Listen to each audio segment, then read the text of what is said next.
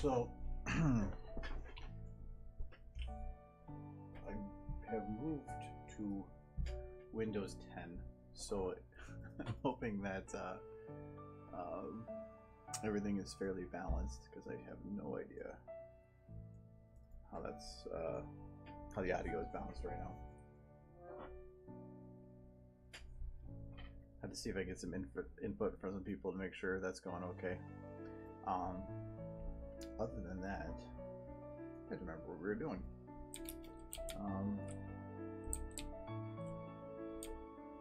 Scene building apparently.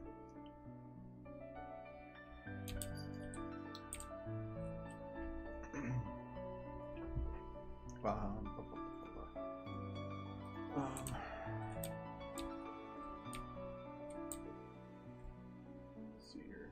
Oh, there we go.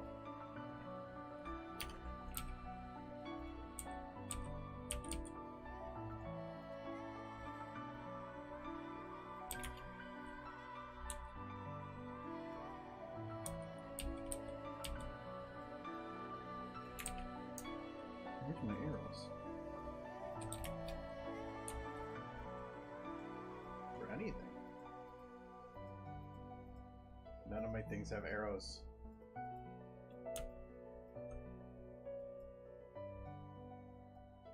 Aha, they're there, I just can't see them. Well, that's weird.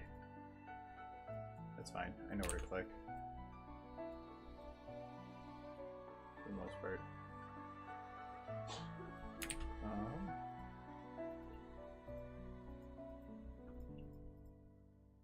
Some light's not attached.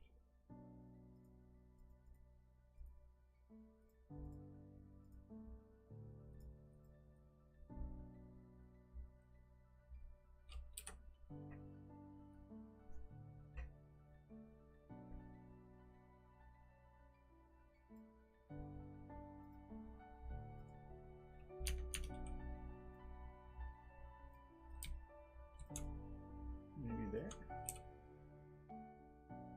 Let's see. Should be. Where's the click for?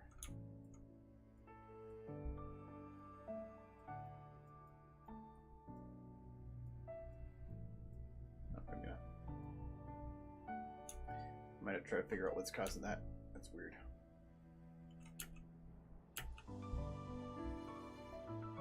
Put it right there for now. The nice thing is though, the new hardware. Hello. SFM actually runs a lot better. Let me know if the audio is imbalanced or too loud on something or not enough on another thing. I had to reinstall SFM and OBS and everything, so I'm not sure how the audio is balancing out.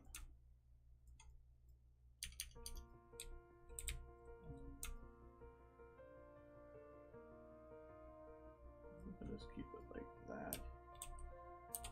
Move that console though.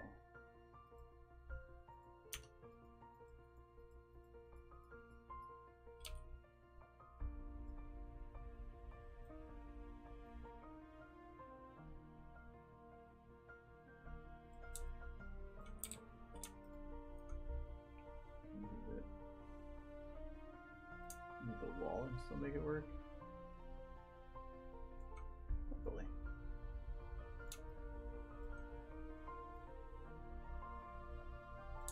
I don't think it's going to be that visible. Man, that looks weird.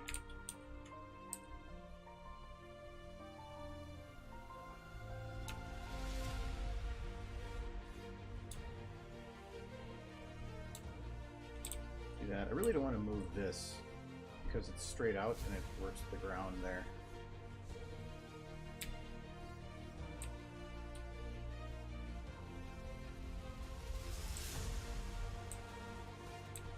That's interesting.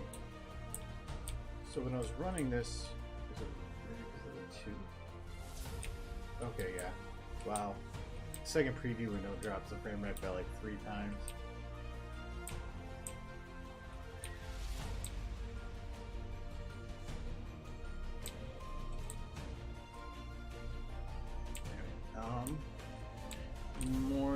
sciencey stuff.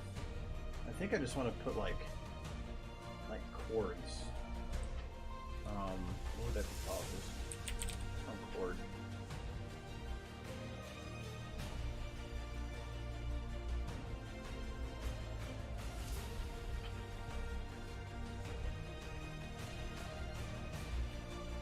What would it be? Wires. That might be the other one. Which is probably the better one.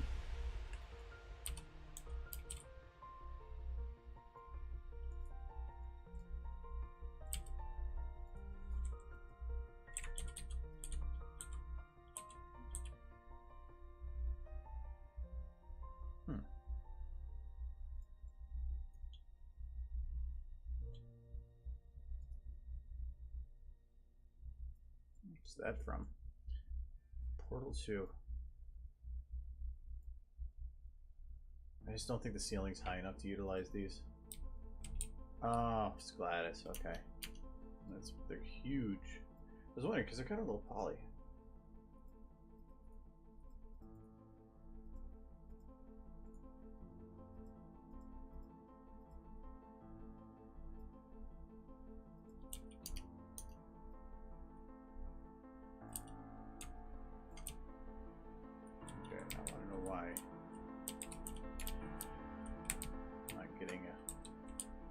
On that might be a restart thing.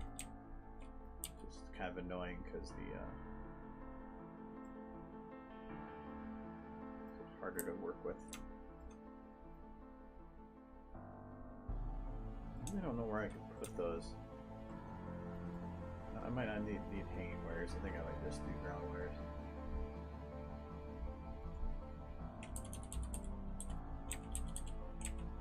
Those kind of hang wires. But even then, you wouldn't even notice them.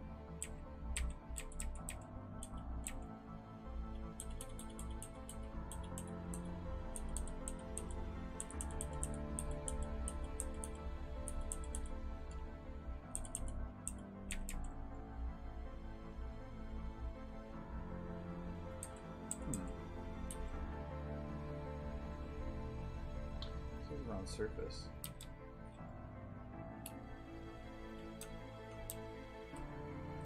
First off, bump maps.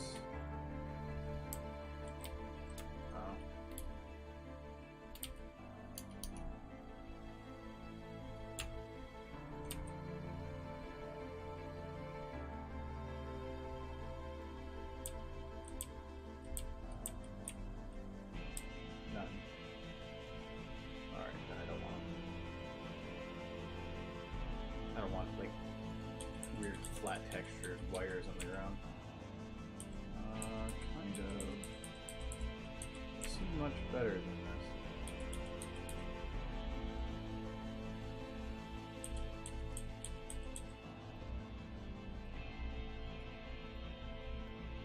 Ooh. That's neat.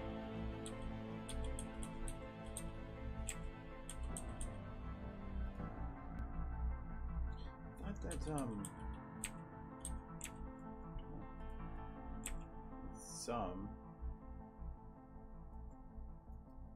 there's like a missing model here.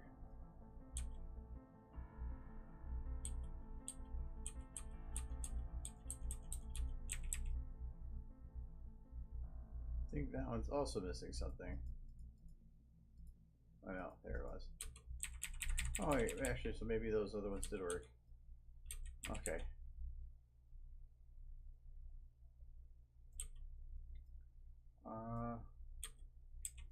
That looks like it might work.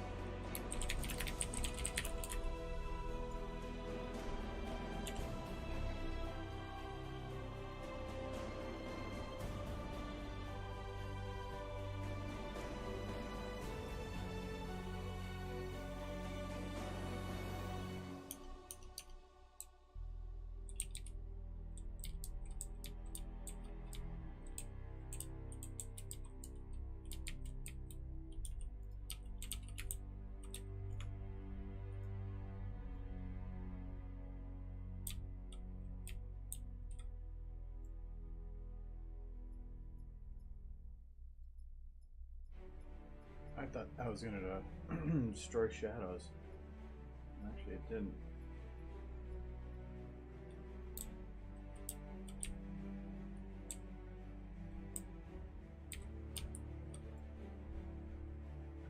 I really don't think I can do that back sciencey thing. Not for the well, maybe I can just, I'll put it down at the bottom.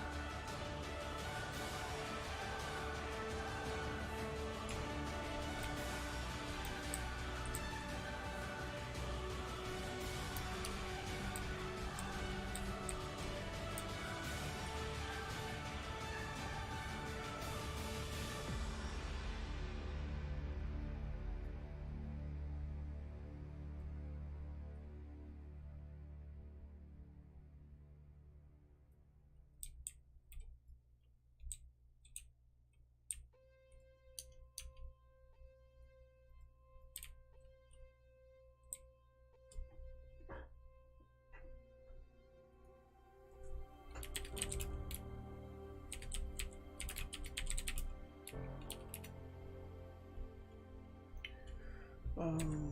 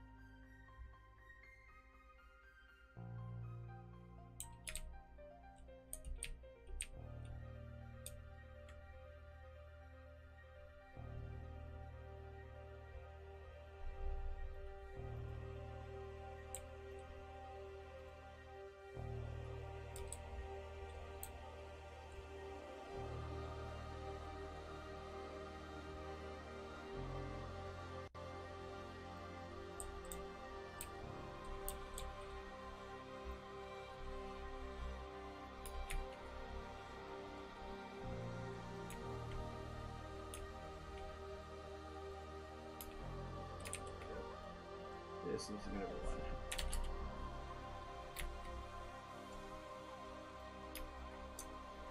Alright. Oh, yeah, no, it's okay.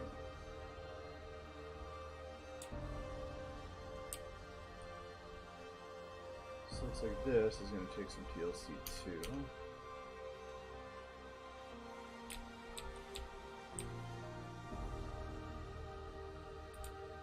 What is over there?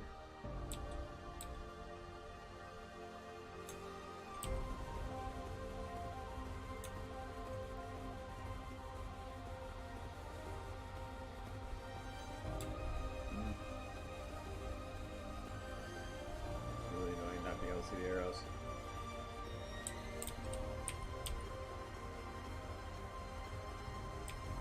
There we go. Alright. So it's right here. And same with this.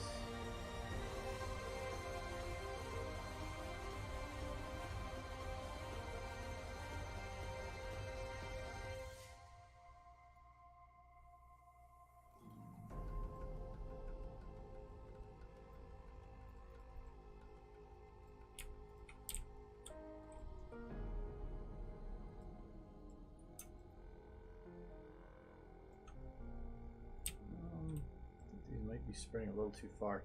I don't like the fade doesn't feel like it's strong enough. I might need to do two of these though. Like one for right at the surface and then another one that keeps going. So it'd be like this one is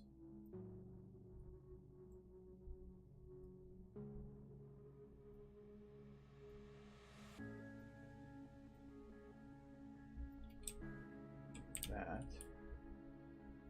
and this one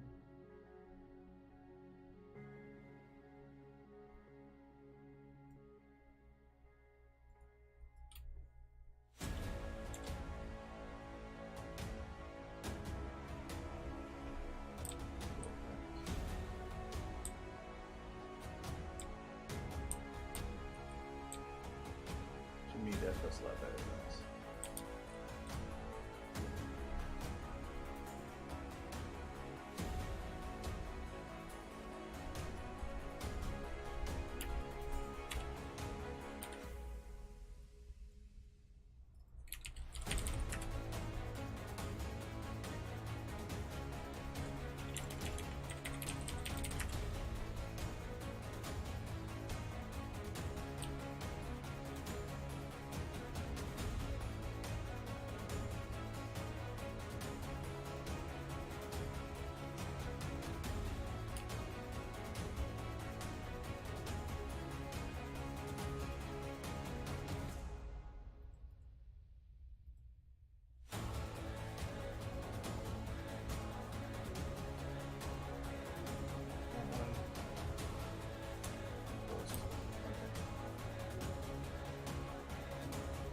Coming from behind.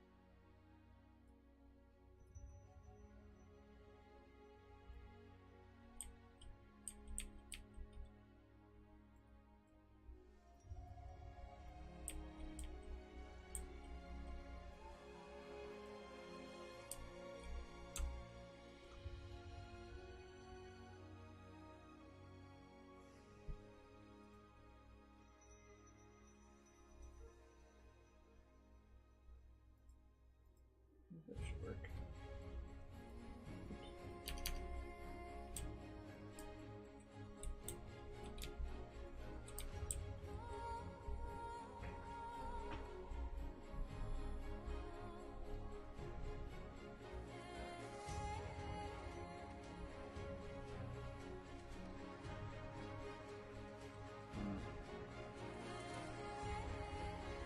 Yeah, there's no way to. I was thinking about adding it so that he'd have some shadows around him, but it would be. I'd be hitting shadow limits super quick if I did that. So these are going to be ring lights.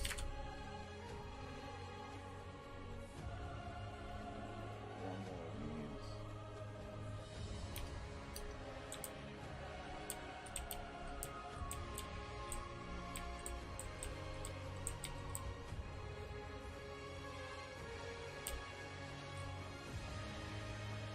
Oh, it does light up the ground. Okay. I was hoping it would. It's lighting up the ambience on the ground too.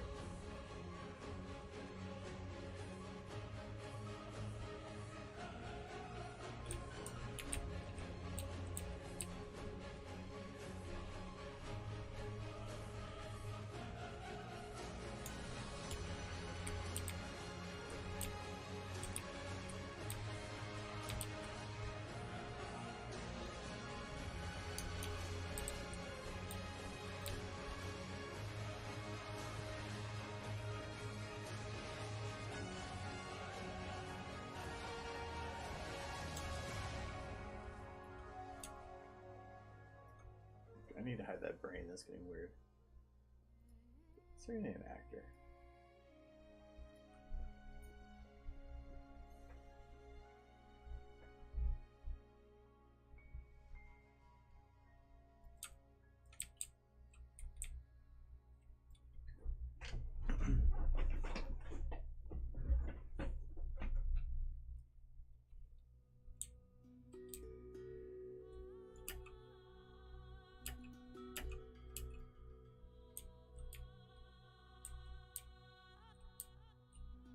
No.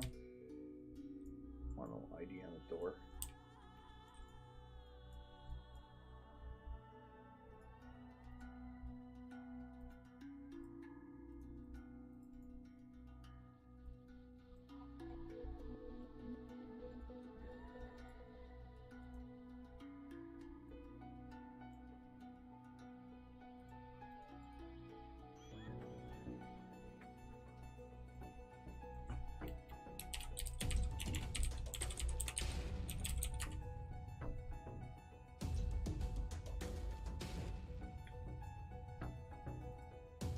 That would do it.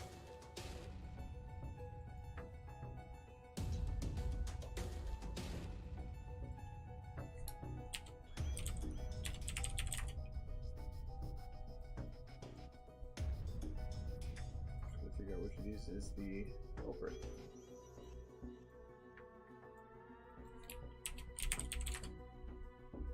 Not that one.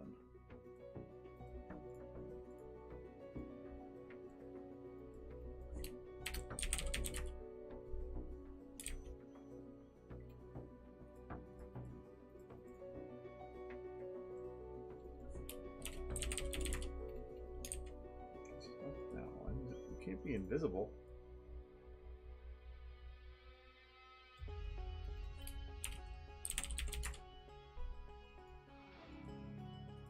Did I miss something? Was it this one and I just wasn't paying attention?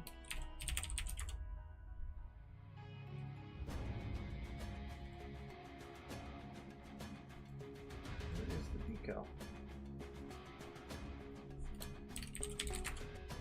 Okay, on that one. I thought I did that though.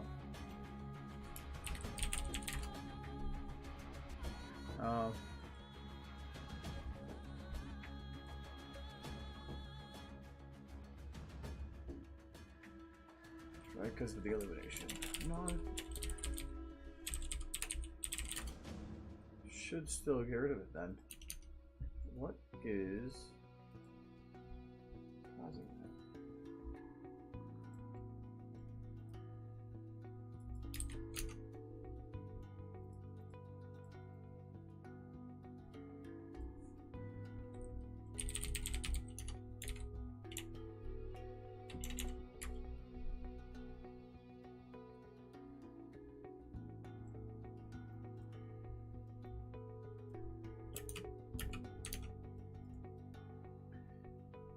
KP checkpoint. I'm the UTs. Oh, I haven't downloaded VTF edit yet. That's why. I was like, why is it not showing the file types? Door. Def. No letter. Nope.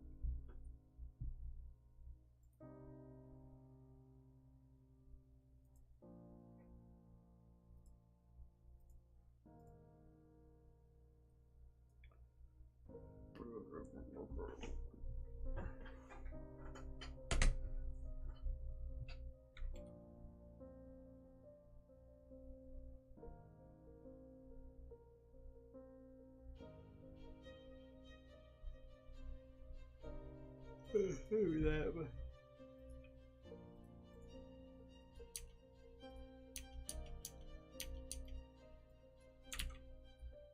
I can't open it without the VTF edit yet, so well, that's just weird.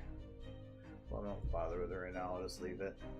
I'm gonna have to get the VTF edit and stuff again, because as of right now I don't have them.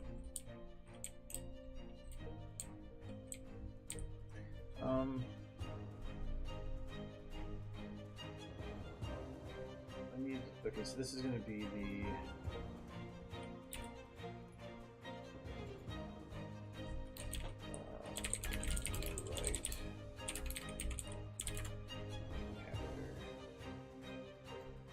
hitting him.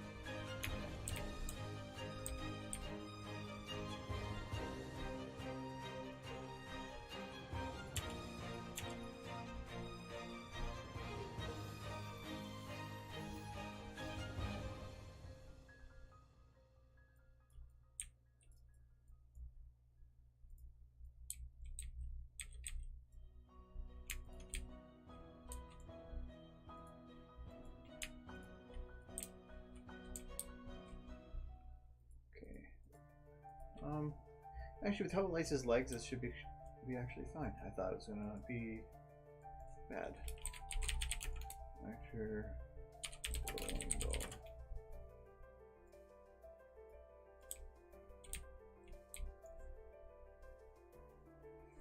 might need some extra rim on the side, depending on the shot. Right now, I'm just trying to figure out like a general lighting that all the other shots can copy from.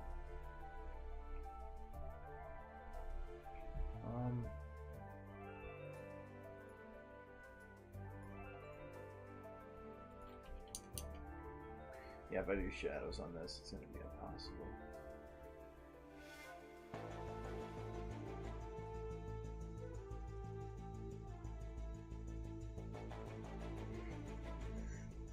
It's not going to matter because he's got his whole body in the way, so I'm not going to be able to get a good headshot. It's going to darken everything else.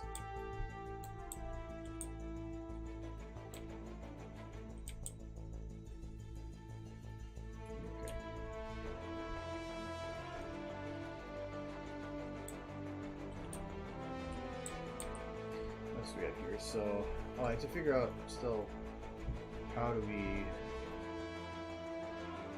like hide the mallet. Yeah, it's wire. Oh yeah, I did the lighting originally so that I could figure this out.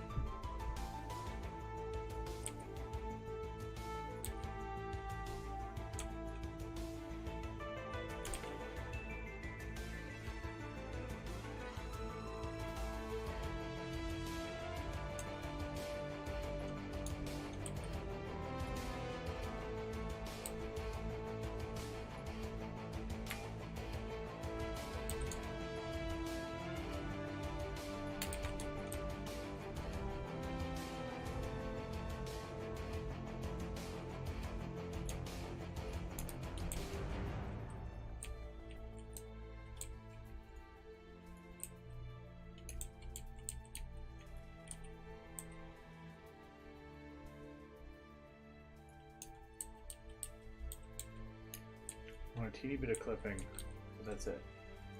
I'll get the best SSAO on the edges. Oh, it's not even touching.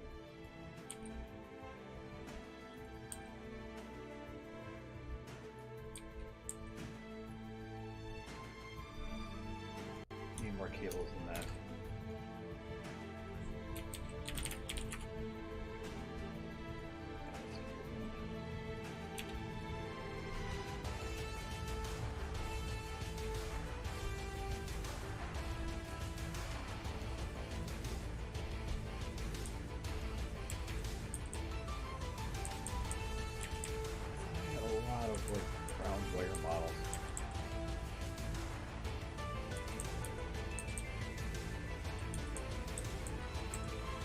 There we go.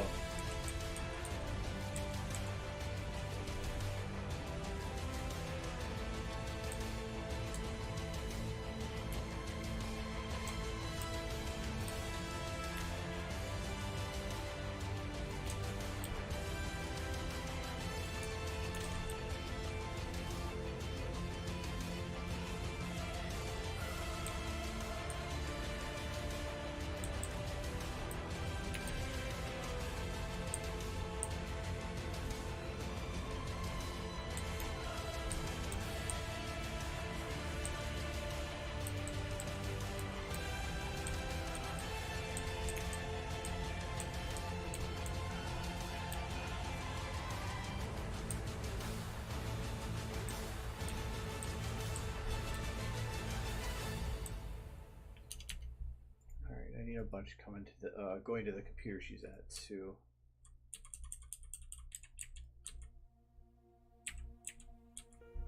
Let's see the same one.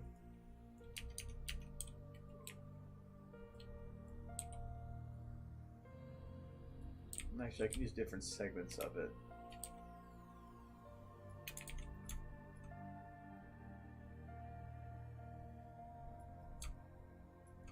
But they want them essentially all coming out of the same place.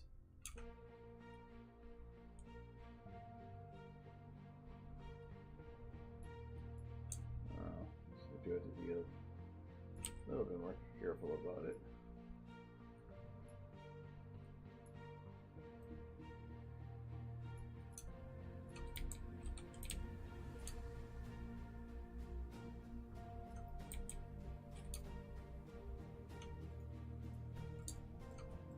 Let's just have it hooking up to this box.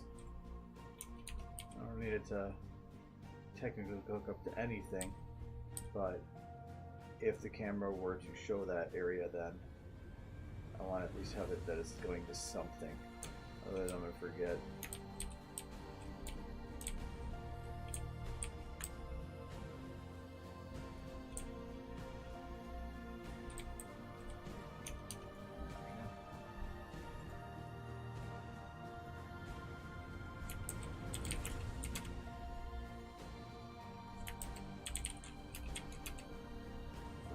Just take that same cord, just turn it around.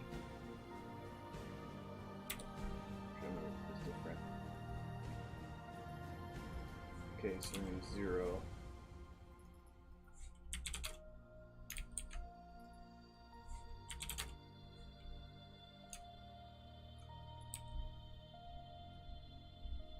I can't flip the cord over, damn. That I could cheat.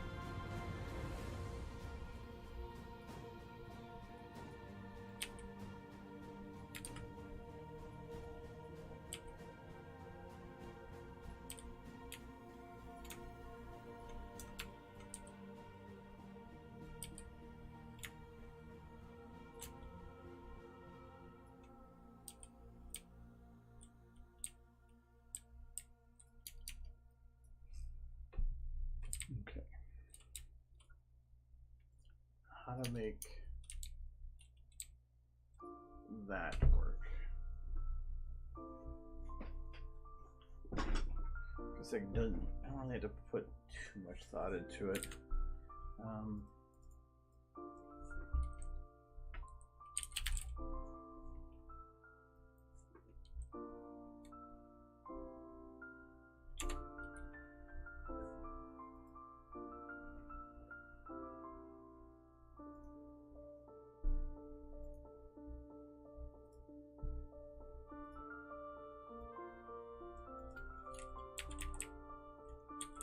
Just see if there's anything here I can like double over.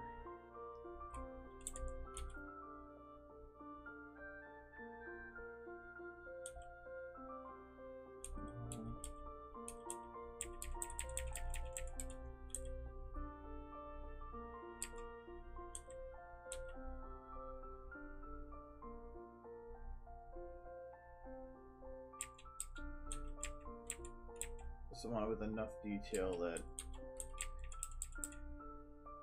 and slightly inconspicuous.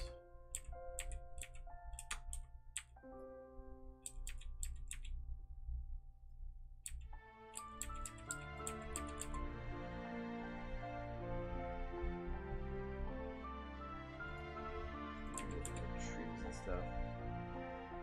So if I want to do anything, it's got to be one of these.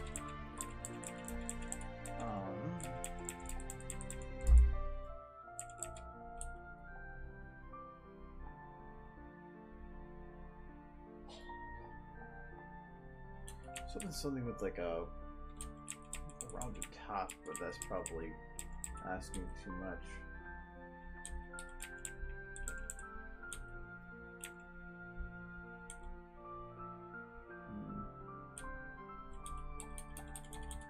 I was thinking of just trying this.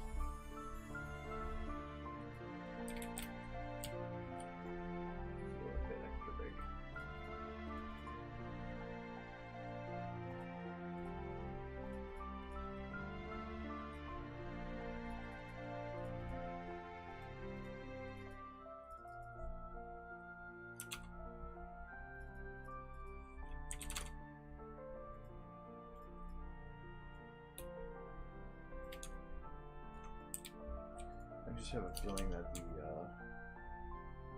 the lack of detail of it would make it look strange.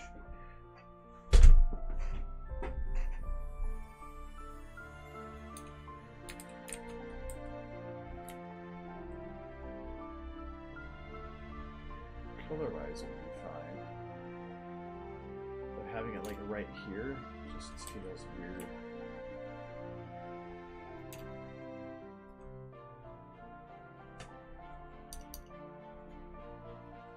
I might just utilize camera control to make it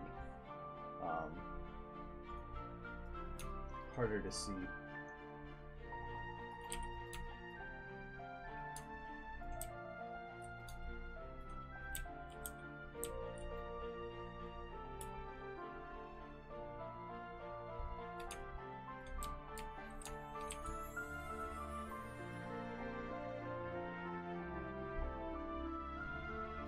As if it was going from the center, but I really would not be going from the center. I'm probably going from like somewhere around here.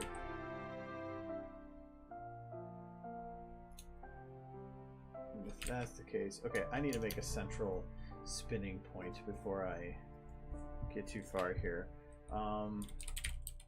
Is there some kind of a screw?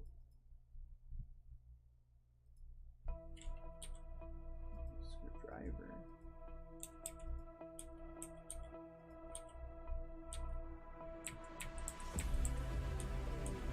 No screw. Okay. Oh, I usually make the scene first. I usually have an idea as to what I want to do, and so I'm just building an environment that I can work within. Then I'm probably going to change things as I go too, but it's really hard for me to work or animate something that isn't already pretty solidified. Or because it's like it's harder for me to portray sometimes what a person should be doing or how they should act if I don't have them in the situation they should be in. That's hard for me to visualize.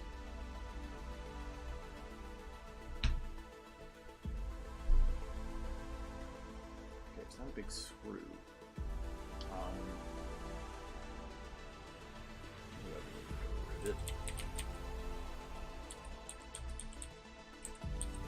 Yeah, it's something like that is what I was kind of looking for. It's too small. Where is it? That's all they came up for screw.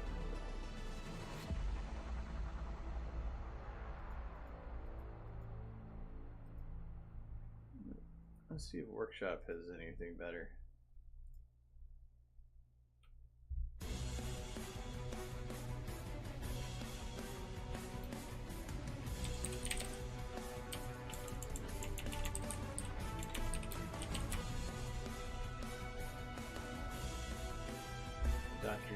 Screwdriver. It's a piece of shit. That's why is that under screw?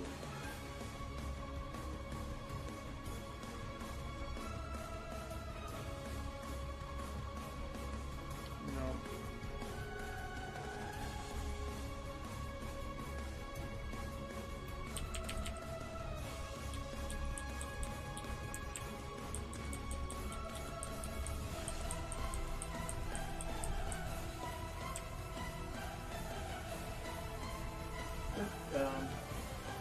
I can put that up there, no problem. I just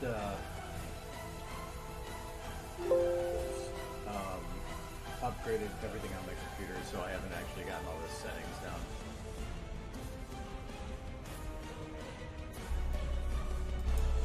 Does that work better? It just picked up more background noise, that's fine.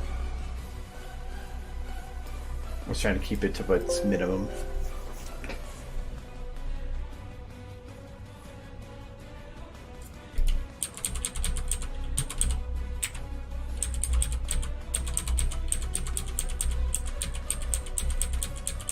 Something that maybe I couldn't find it under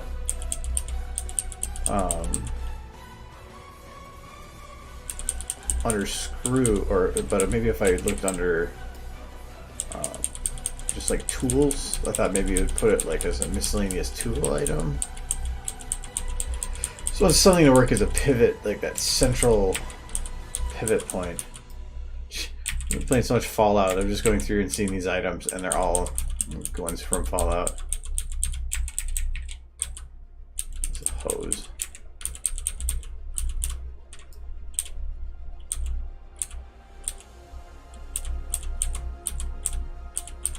So this one for like the screw shape, and I thought I'd seen a screw before, but what I probably am thinking of is the vault door, because it has that screw piece on it, which I could technically use.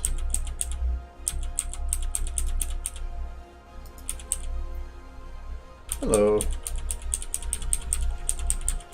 Yeah, I might do that. See if you keep getting.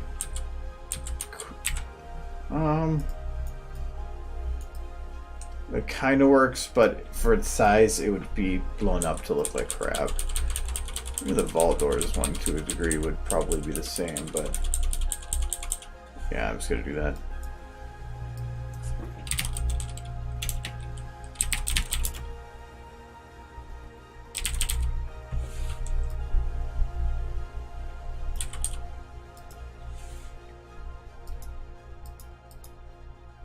Oh.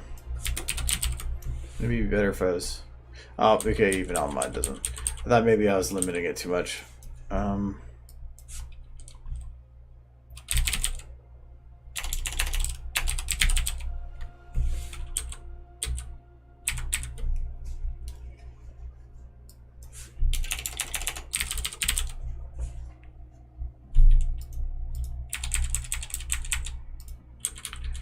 remember what the...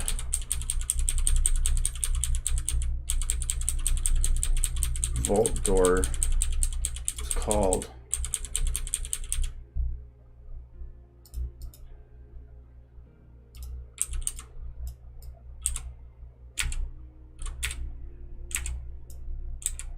go to the top.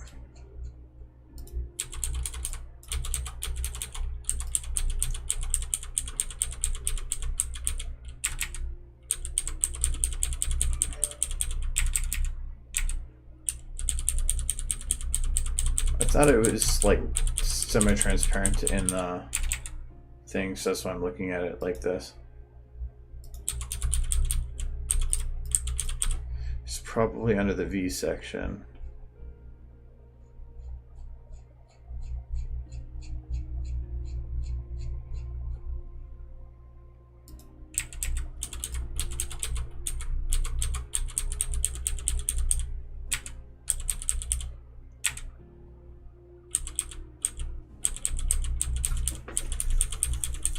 Come on, vault door. More stupid. There you are.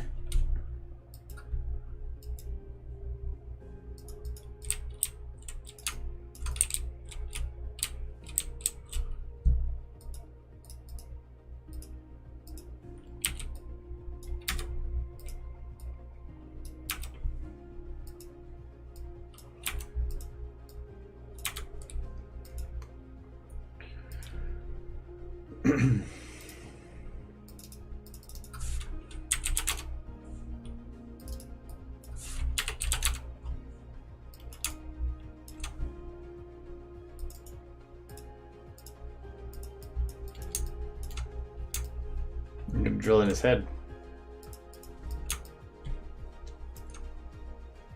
All I really care about is this part.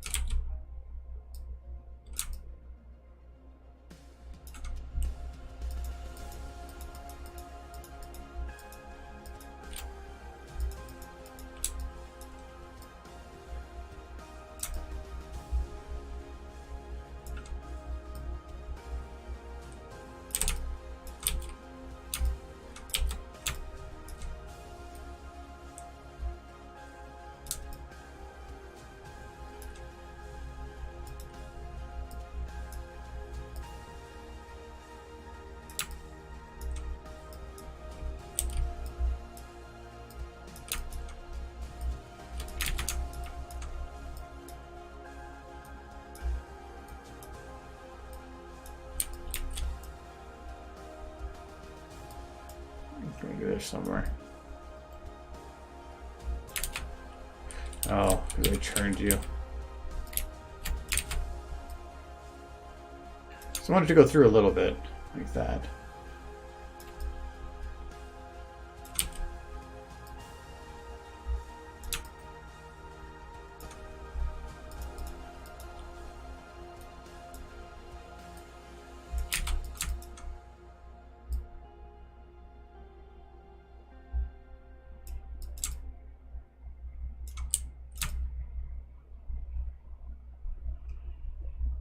Let's leave the other part hanging there. Why not? All right. And then, as soon as I attach these two, it's gonna rescale the mallet. For one, this needs to float on its own.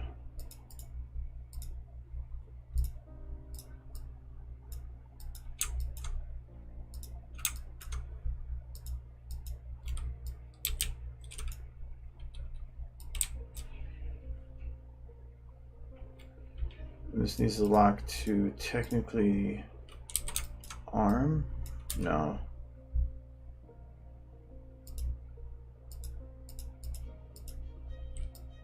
That's the casing. Oh, that thing's locked to that. Okay. It needs to lock to the arm though. Oh, it didn't scale as bad as I thought it was going to.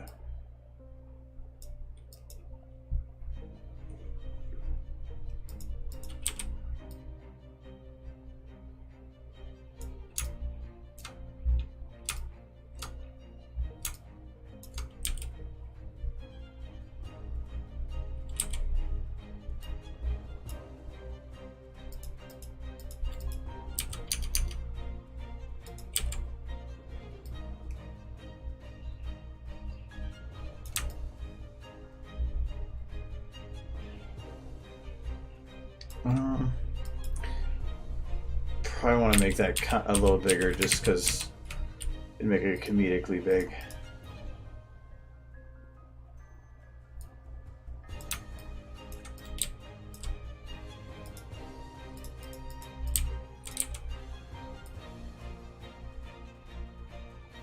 Okay, so that would be about flat. So we want to have the whole assembly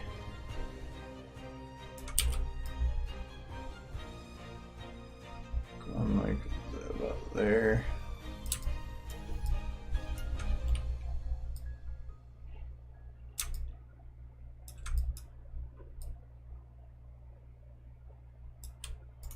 So look for lighting. I'm definitely going to have to play with the lighting specific to that shot because of that.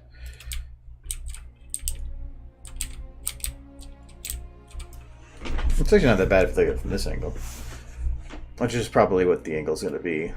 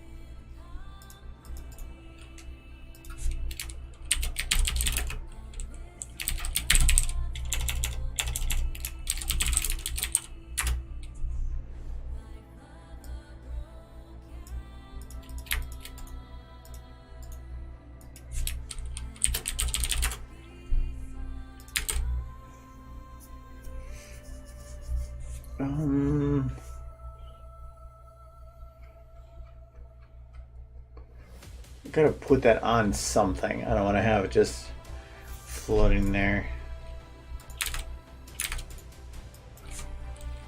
For like some kind of a machine.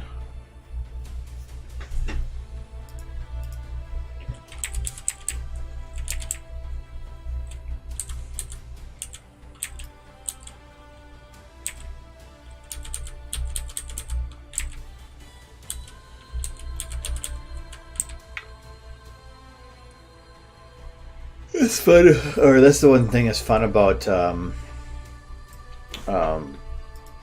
tech stuff, because it doesn't have to actually like make any sense. You just throw a bunch of shit out there that looks complicated and you're probably pretty good.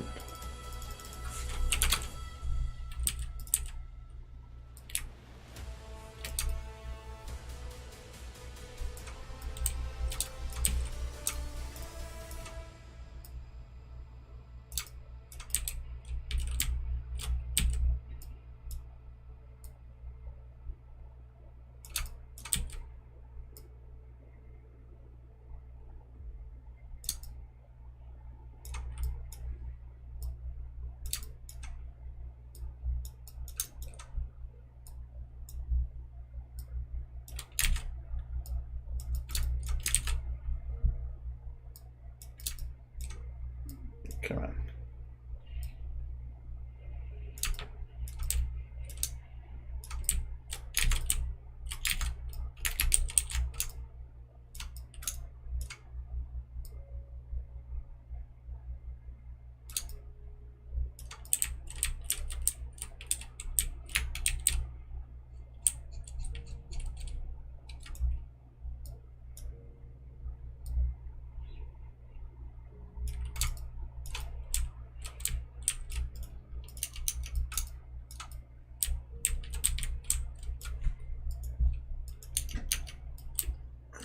Yeah, that works.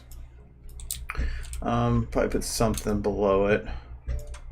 But at least it gives the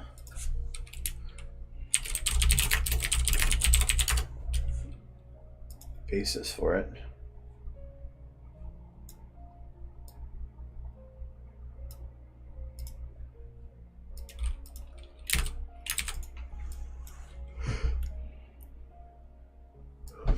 Look up more machine.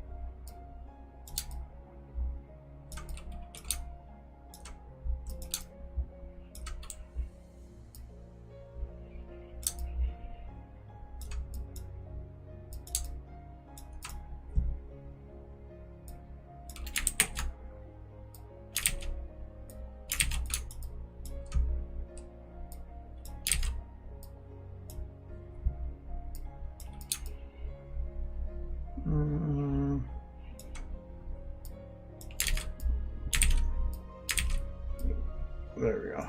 Really wish I knew why Windows must be like that. Yeah, because I don't think I want to have it out like this. Well, yeah, for one, that's not going to work. So that's probably about the furthest I'd be able to do it, even if I wanted. But it'd probably be more like this.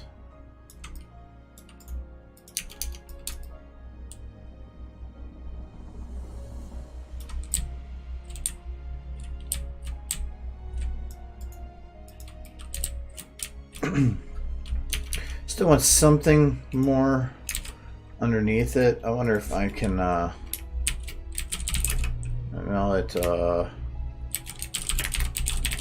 so what extra, this is all just extra stuff at this point.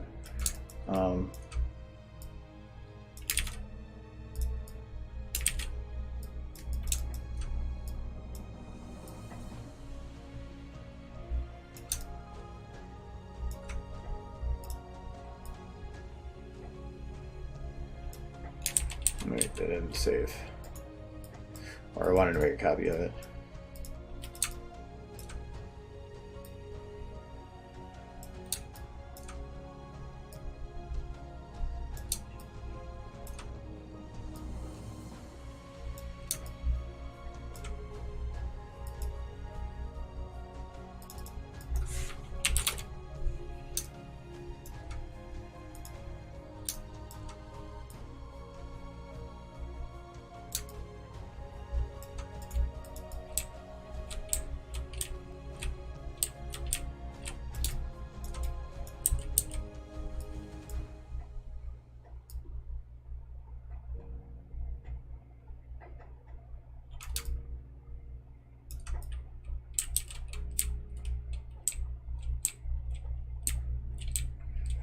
Feels super close to that though.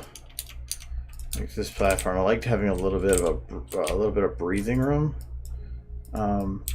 Having that so close feels weird. Unless I duplicated that exact same thing on the other side.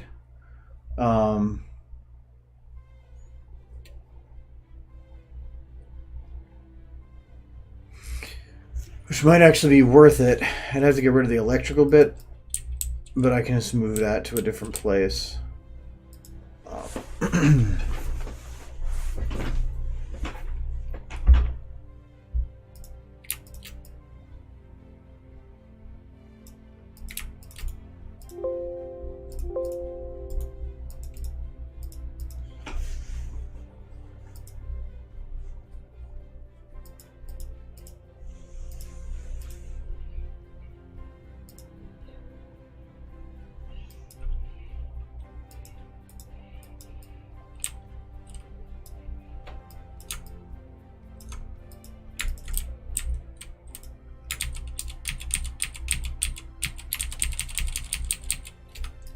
Is it going to be one of these things?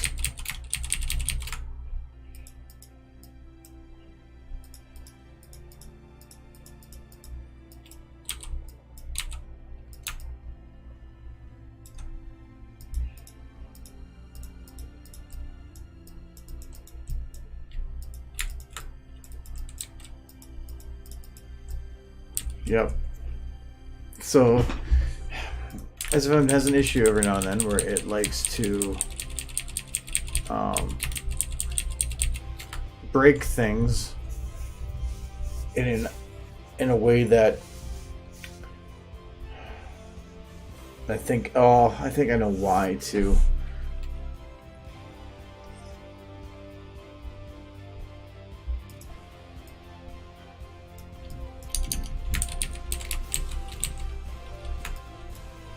I'm guessing because I put the base at 0, so now it's probably all NAND. Yeah. So that's kind of my fault.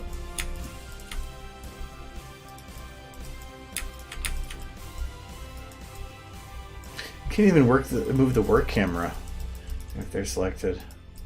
That's weird. So let's actually redo that.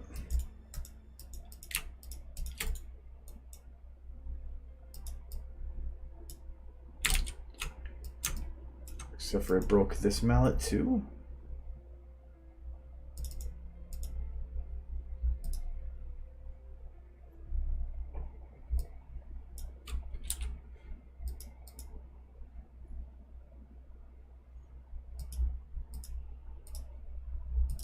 Yep. Thankfully this one's fine.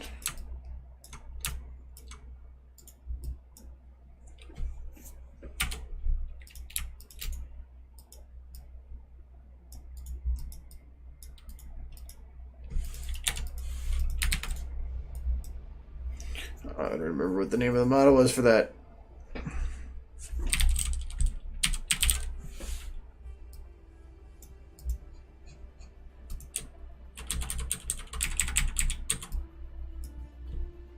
Gear door.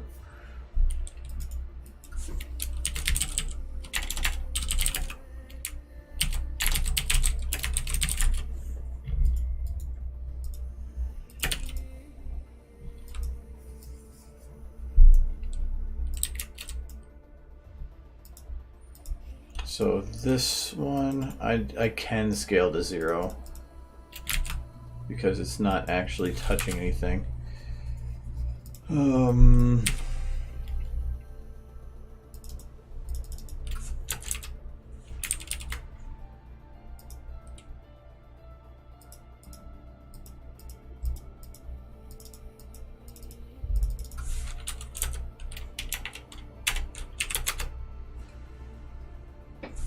Well,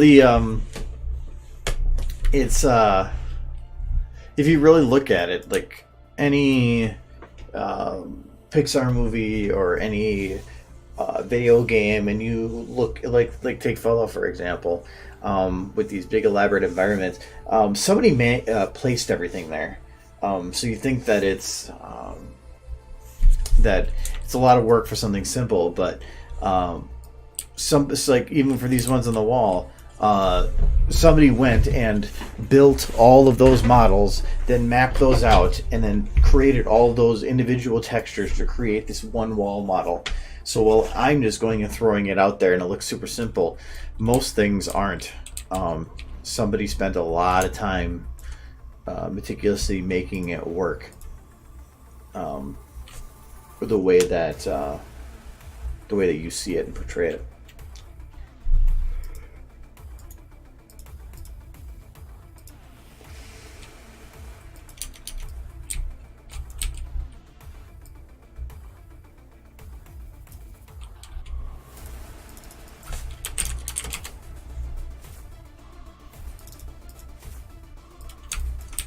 Yeah, so that's what happened when I had this scaled. I had it scaled to 0, or the other one scaled to 0. So when it unlocked from all the other stuff I was doing, it technically reverted back to its other value, which was 0.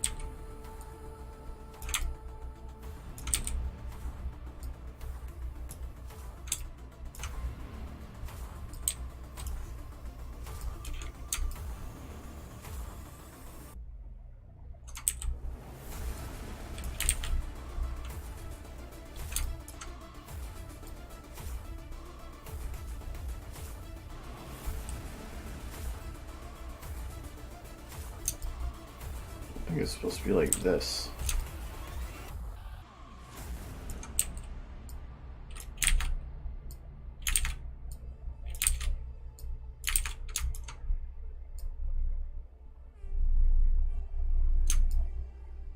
Maybe it's something showing through there.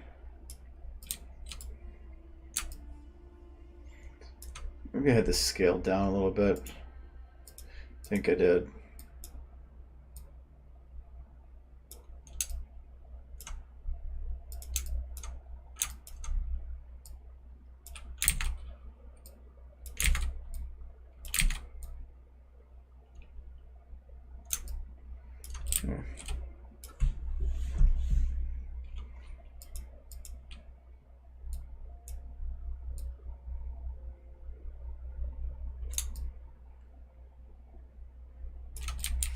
Actually, I think it was a little bigger.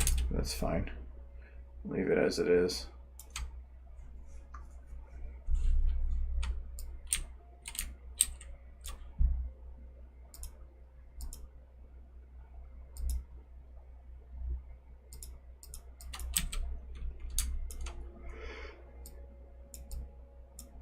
Put you in the corner for now.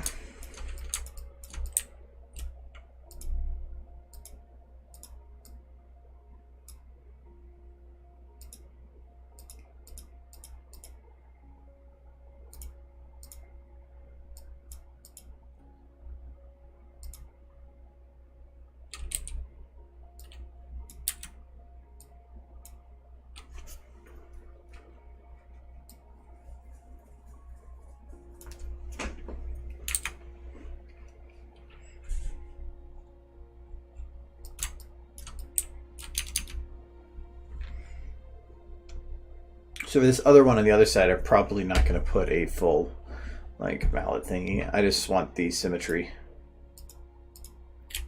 So now,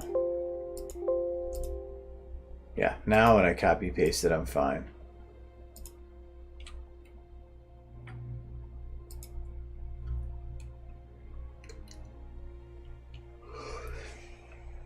Okay.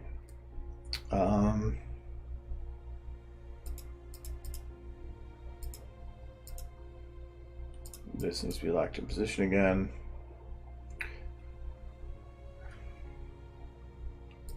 Ensure that actually it looks okay.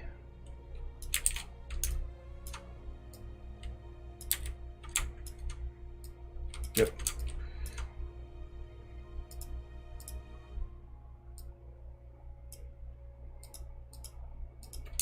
I'm just gonna move all of it right now, and then I'll determine what to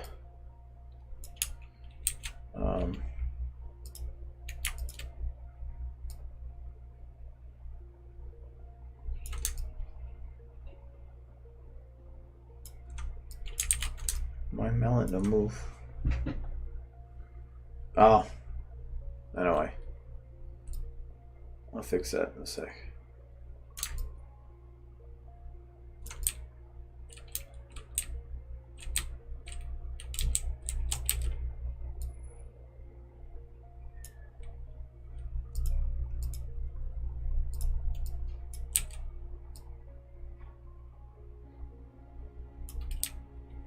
I had locked it to the world, so it wouldn't move if I grabbed everything.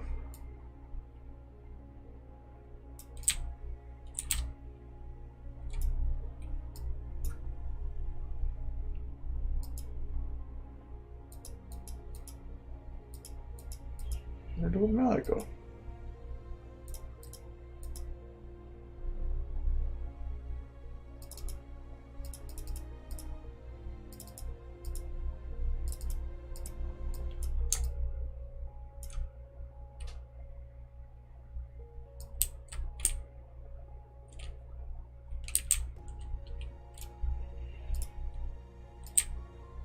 Don't shut up.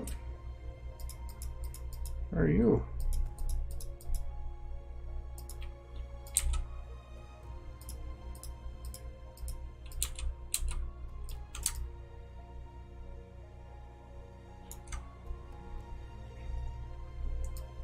Oh, it's still animated.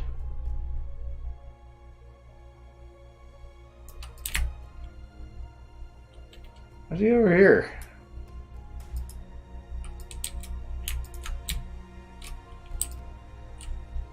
Get back.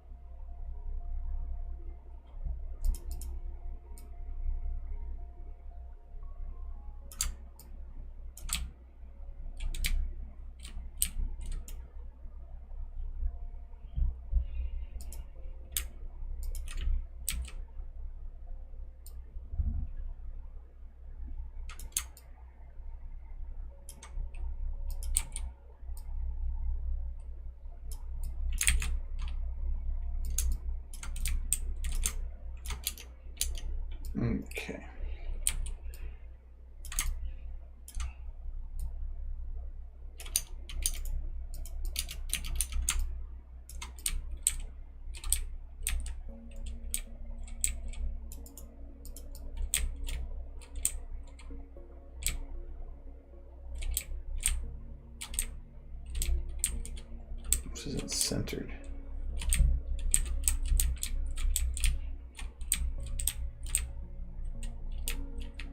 Oh.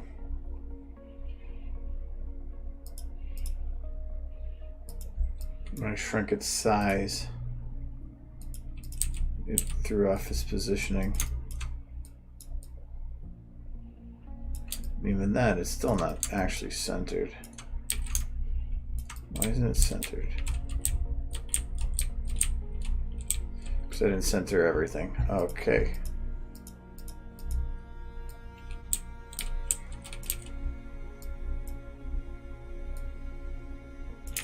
That was correct. This one is not.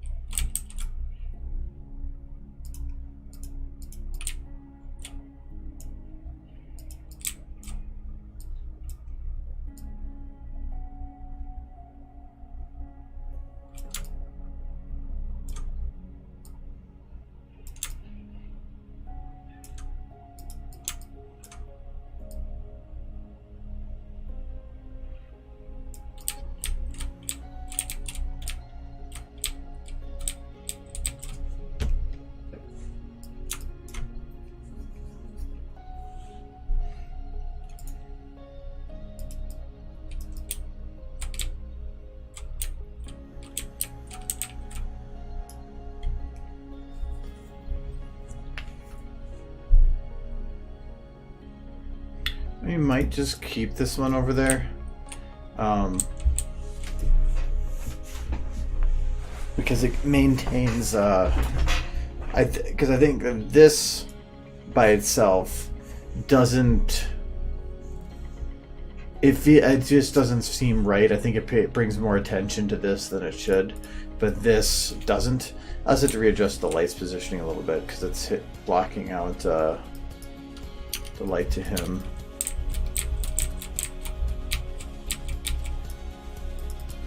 More like that.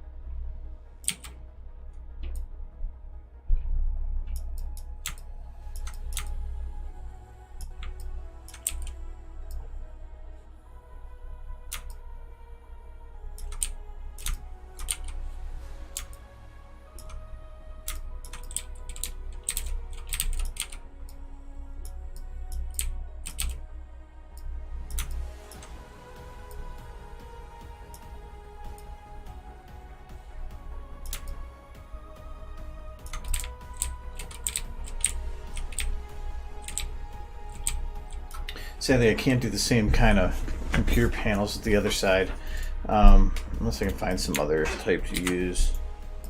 Because how I had it clip in, I can't do that on the other side. If I turn around, it's just going to have that clipped part poking out.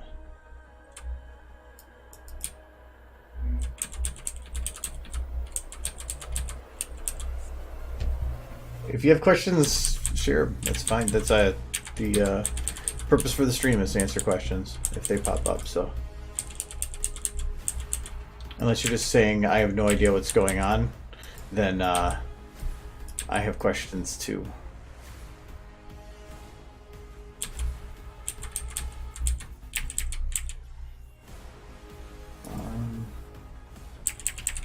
I like this. No, that's too techy. This looks better because it's old and dungy.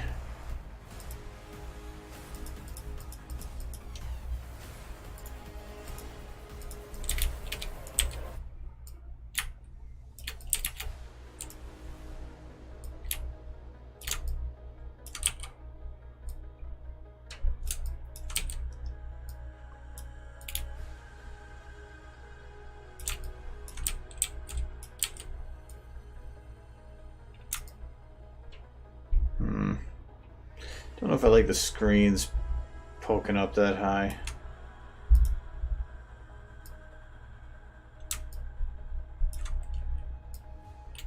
Because it could kind of work, like right about here. But then from this angle, which is what you're going to be seeing it from, it doesn't look like anything. I think I might just use this for a corner computer.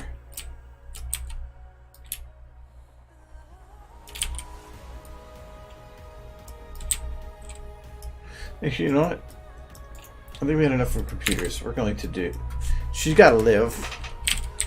She needs a refrigerator.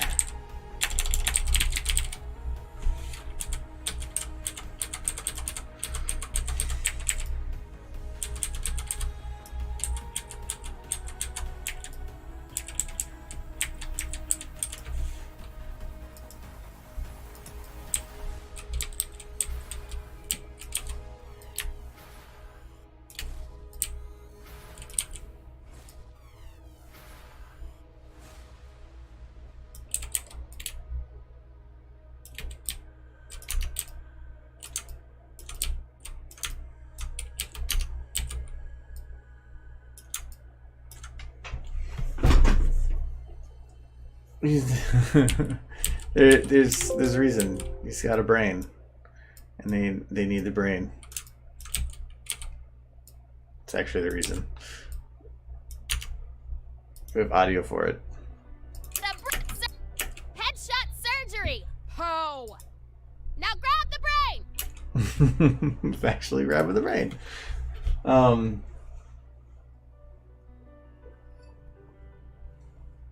You guys just balance scenes and lights in general. Well, the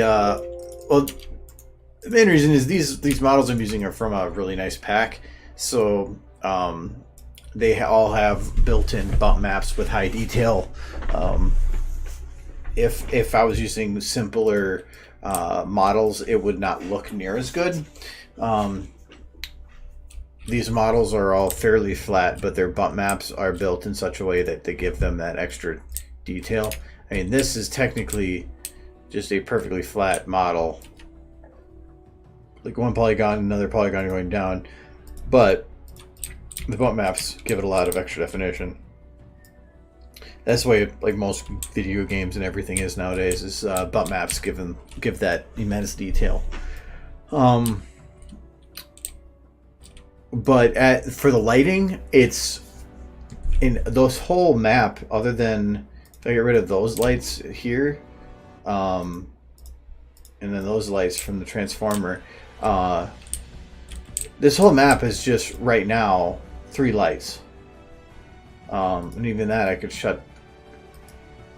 If I shut off that one, this is just 2 lights, 1 and 2. So a lot of the lighting the lighting is good here because of the bump maps and the models. Beyond that, it's just getting it, building it to look right. So here it's just, I'm just chucking all these little complicated models in here just to make it look complex and super sciencey. It's really all I'm doing right now.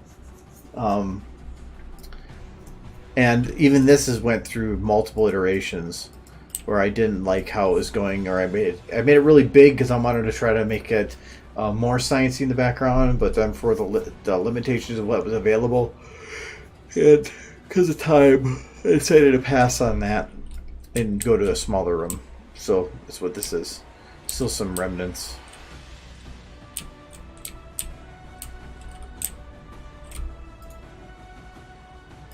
But like this model in the background is like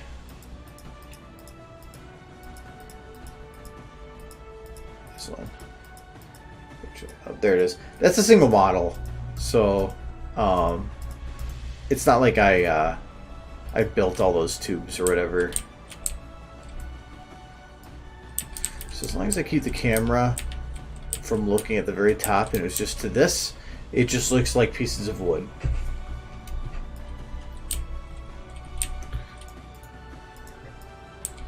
Alright, so she got a fridge. She can now obtain the snacks.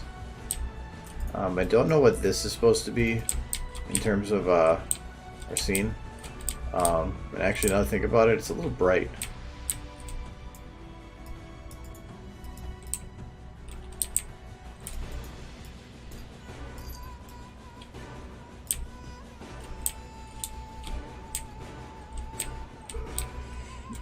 Wow, I see what they did.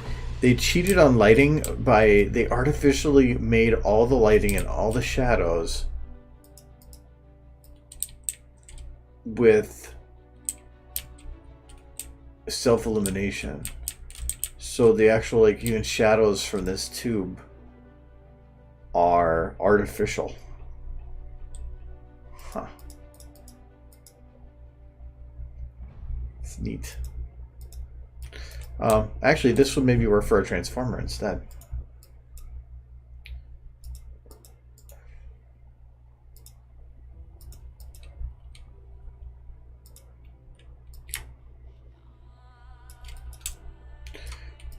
Probably gonna need something else there.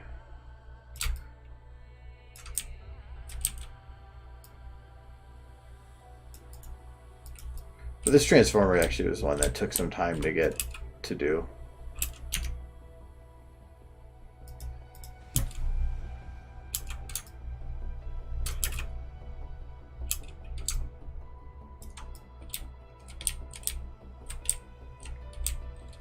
Still might have to play with it a little bit more, but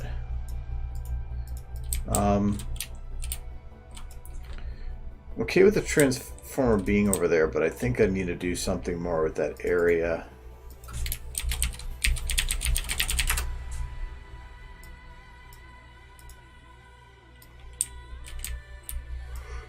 Refrigerator is now under science stuff.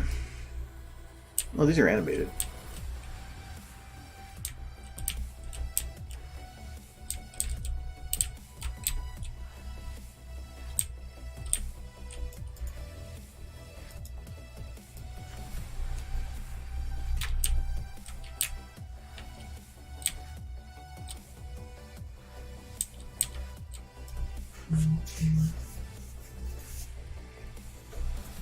Well, no, they don't have their own lighting. It's just the bump maps tell the light how to behave when it hits it.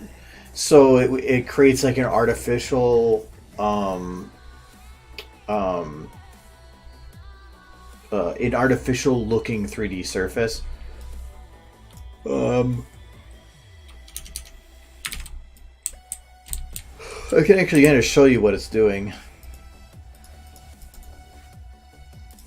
Oh no, it crashed. Because it's just saying that if light's coming from this direction, to create a darker surface here and a lighter surface here, as if the light was hitting it. So in current technology, in current games, you can look, like, other than like faces, there's sometimes where models have very, very simple geometry where they're certain objects might only have a couple polygons on it. So, and then they're using these high quality bump maps and textures and processing techniques to make it so that it'll turn this perfectly flat surface into something that looks more detailed than it is. I mean, even this floor alone, other than these cables, so like this part right here, this is perfectly flat. There's no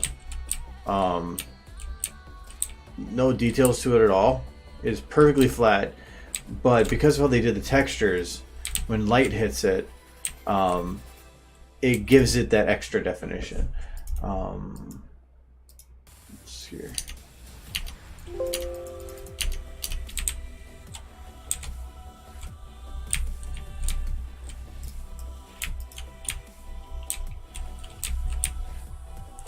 So then it does this. So you can see that it's causing this end side to be lit more and then darker here. So it gives the impression that this is rippled. But when you go to low angle, most bump maps break down. Their visual illusion breaks down. But from like here, it should look like this is a super high detailed texture or a model, but it's not. Same in these.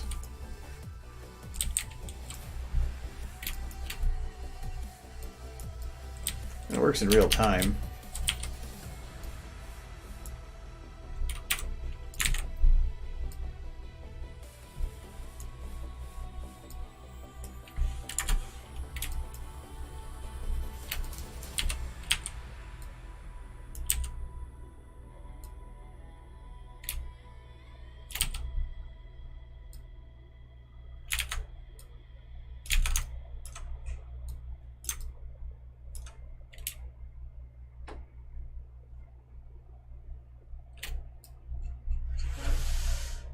You can see how it's actually changing as you move. Bump maps are to me one thing that a lot of people that work in SFM severely lack the skills in. There's a lot of models that come out that they completely skip over utilization of bump maps, and it's sad because this is where you get your details from bump maps. I try to add it to models and stuff as I see it, but I'm not good at making bump maps.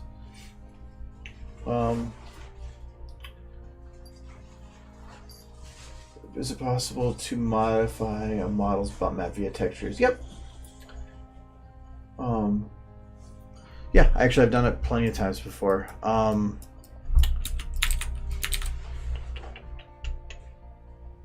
For instance,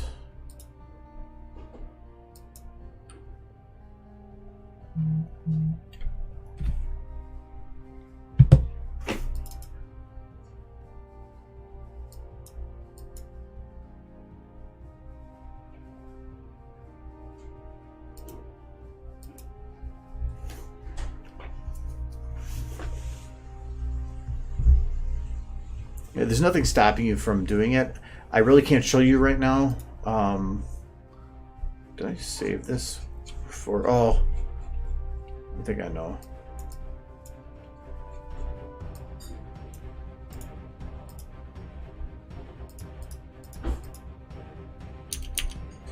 Oh, that was before. That's an old save.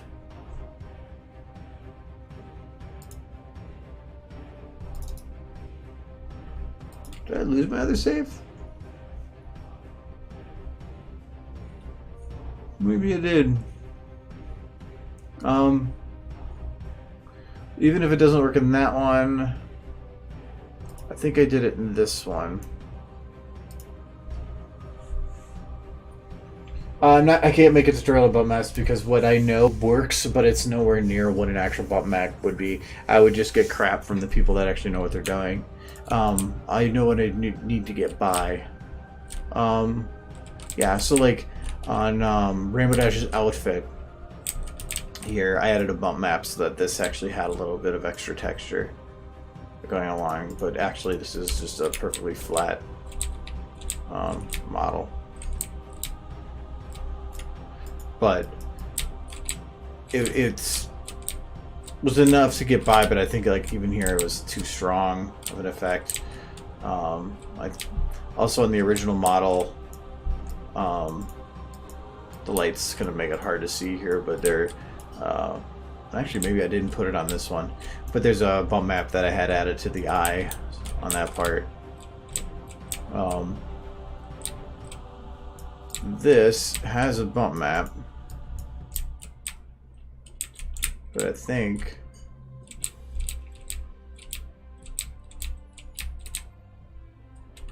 oh no, that is actually indented. It's like, why is that bent in?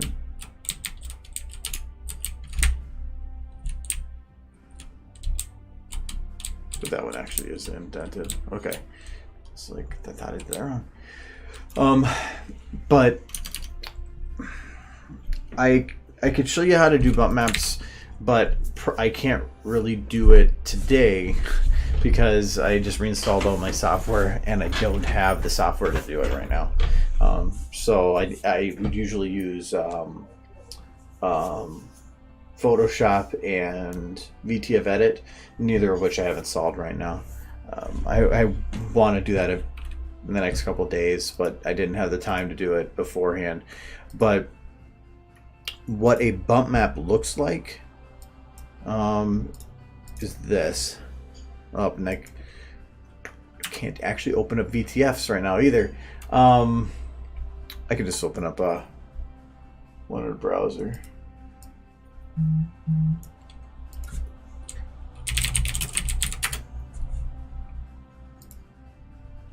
This is what it would normally look like. The SFM calls it a bump map or the source engine, but a lot of other places they call it a normal map. And all it is doing is telling the engine how to utilize lighting. And it usually looks like this weird, like, bluish, purplish, greenish thing. And from what I've noticed is it's done that way so that the engine knows what to process as up compared to down. There is actual softwares out there that are good for that type of thing, but VTF Edit will convert a texture into it, and I'll usually just make it black and white, but it won't give you the best results. So like here, this is like crumpled paper.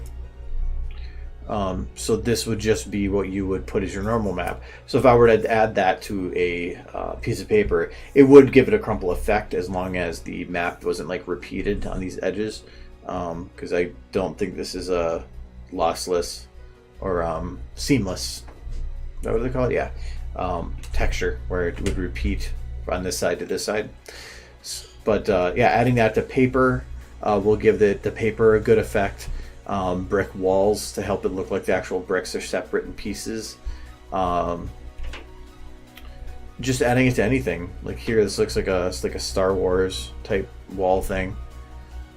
Faces, having it added onto faces to a small degree helps add extra definition and lighting to something that might already have the definition with the 3D features, but you can add the dimples, imperfections in the face, things to make it look more real. You got abs. So makes a big difference. Yeah, like on here, looks like this is just the same amount of. This is 6,200 polygons. This is where they did 6,000 or 6 million polygons. Super detailed, but it was all of the utilization of polygons. The processing this would kill your computer, but this is the same thing as this, just with displacement and normal maps, creating the effect or the illusion of. So that's why nowadays video games were having a video card with a high RAM amount, so it could hold on to these huge textures and stuff. It comes in handy.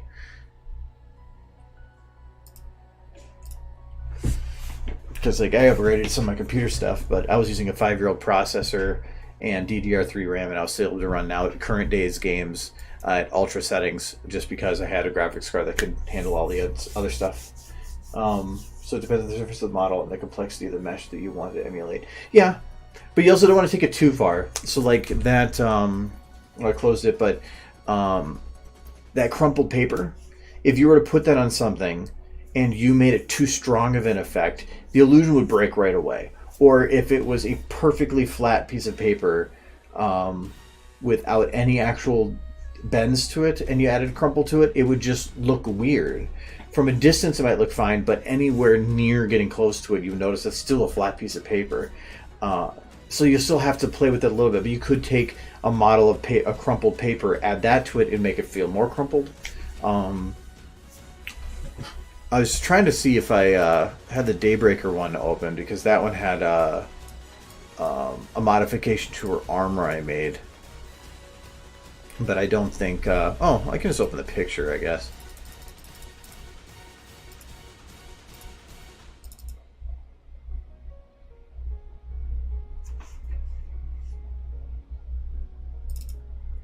So like on her armor here, right here, all of this extra definition is literally just a normal map that I threw on there of just some like scratches and stuff. I just added on top of it. I did the same here. So all these little extra lines that are going down here are just a normal map. And you can tell because like the lighting coming down, you can see that the lighting is actually affecting it here. But then I wanted to keep this like a shinier metal, so I didn't put one on there. So so yeah, I utilized that to give that little bit of extra oomph. Trying to think of what other pictures I've utilized that for. I've been doing it a lot more lately. It really just looks, looking at the scene. Yeah, I put the one on this eye so it bends in a little bit more like it should. The dirt on here, actually,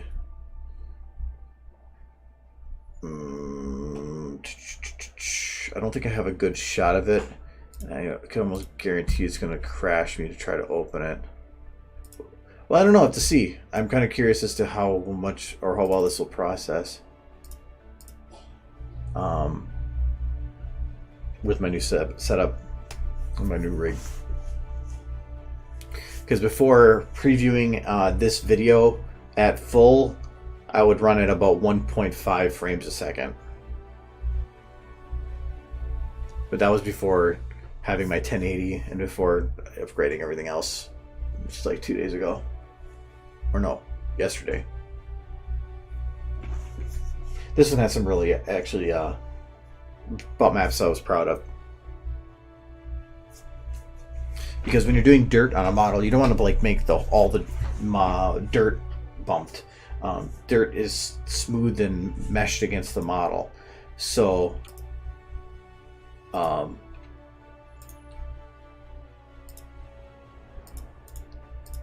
oops. Yeah, I didn't want motion blur for that.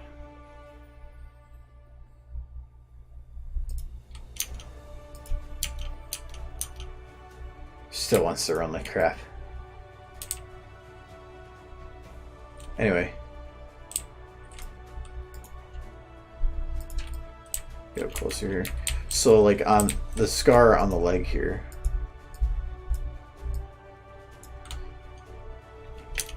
Let's see here. Blackjack. Legs. Leg, back leg. This one. Okay.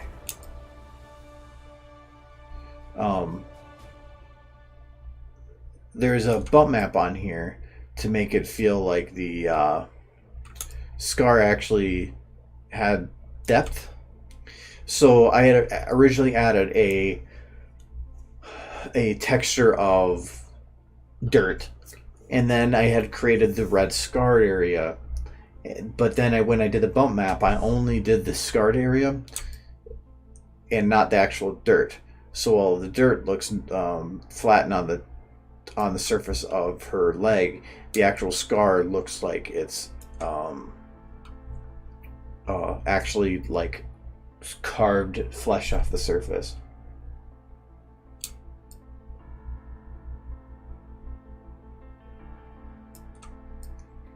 I did the same thing with Pip here.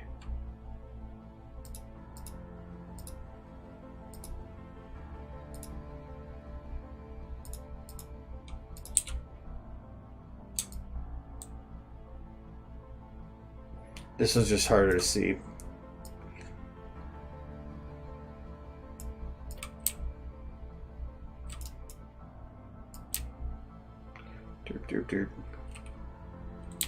I guess actually it's pretty easy to see from here. So it's the same thing. Having the bump map is only for that part of the wound and not the other parts. So.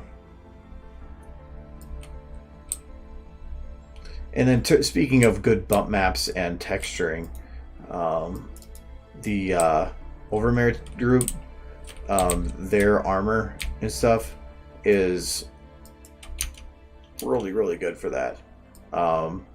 They put a lot of time into creating those like nice bump maps that made it look like artificial folds, and but they are doing it more from a professional standpoint, so you can definitely tell. Same with their armor here. It's one reason I love using this armor. Really good from this angle, because the armor has a lot of that too.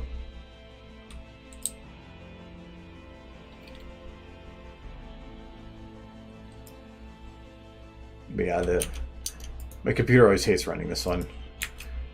Making a 360 shot, having all this loaded, it cries a little bit. This is a waitress OC I made for a different video, and now she's shooting rifles. But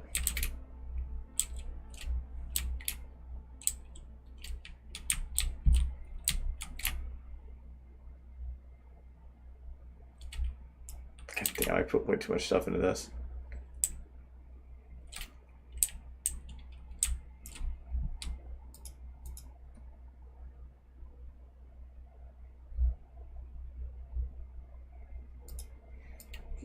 And here, they're all loaded. There's the corner of the sidewalks itself.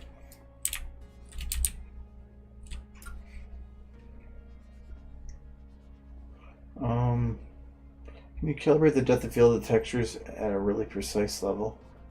Oh, calibrate the depth of the textures at a very precise level. Yeah, not precise. Let me see if I have at least VTF edit still here.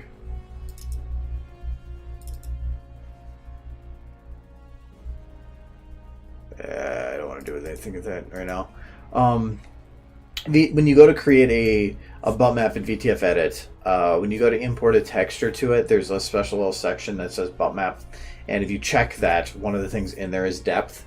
But the main thing that what bump maps do is that it's contrast. So when I make one that's a very, very simple one for something like, say, textured hair, I'll just take a black and white texture and then toss that to VTF edit to make it the way it needs to be. But if I made it the brightest color white and the darkest color black on the texture that I was doing, it's going to be a very, very deep bump map because it is doing the extremes of the colors, the brightness from white to black. If you're doing grayscale, which is slight differences, then that's going to get you where it's not near as deep.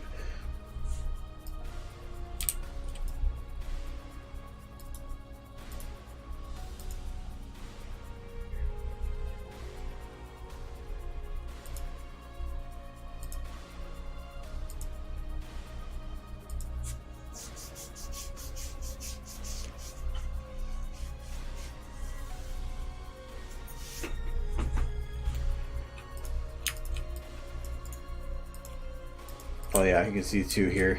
So this is a flat model, perfectly flat, nothing. And you have all the lights on.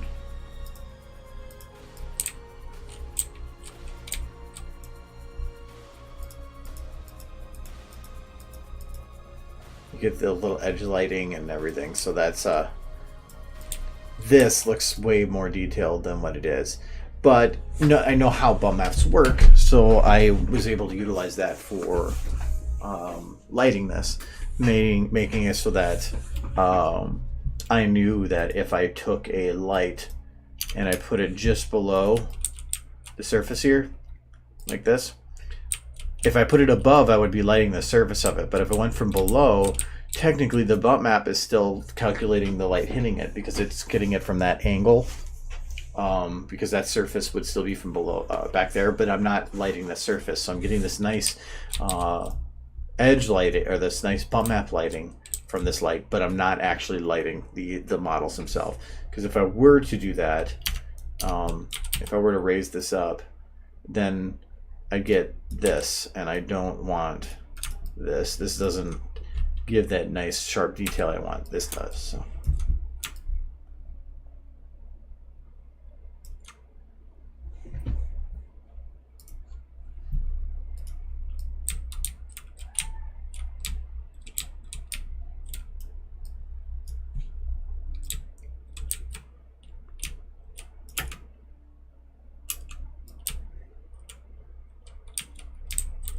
Okay, so I need, well, for one, I won't worry about the lighting for the corners and stuff right here till later, but I do need something else thrown back there.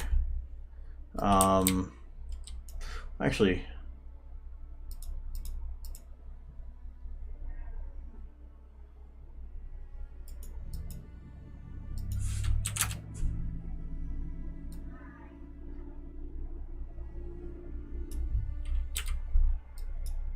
oh, the hammer's in the way.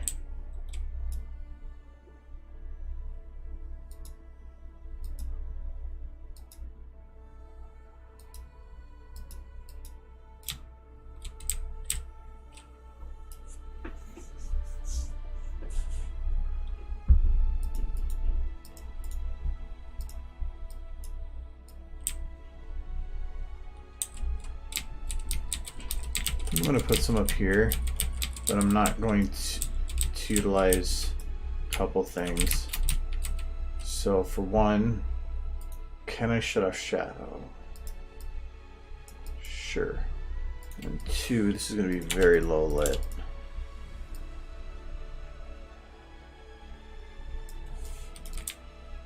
I'm just going to use it as kind of ambience. You can put as many lights as you really want in SFM, but you can't put infinite shadow lights, so I don't want to utilize all my shadowed up for nothing.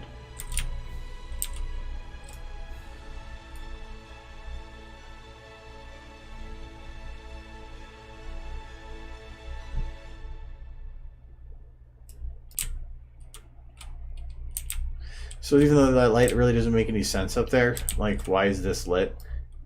It still kind of makes sense. So I was gonna go with it.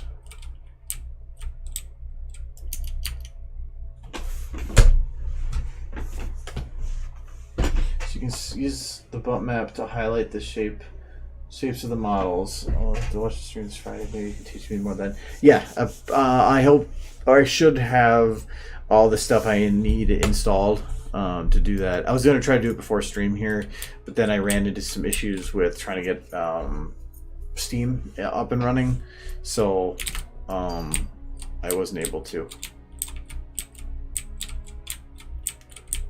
These are so low poly screens.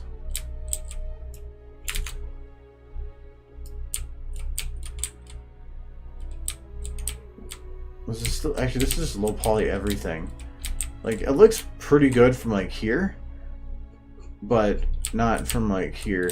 But this is, I think, Half-Life 2, and Half-Life 2 came out in 2004, so that's 14 years old. If you were to actually look at things at that time and look at the graphics that this has, like from here, and compare it to the other games of that time, this Half-Life was way ahead of its time. It still looks good now after 14 years.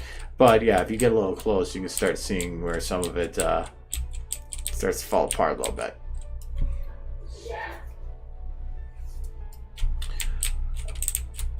But that also means I probably don't want to buff up those too much. I'm not going to really show their screens, so I'm probably not going to care enough.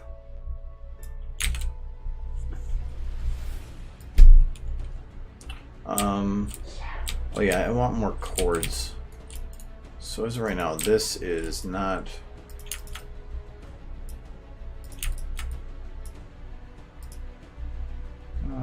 Four.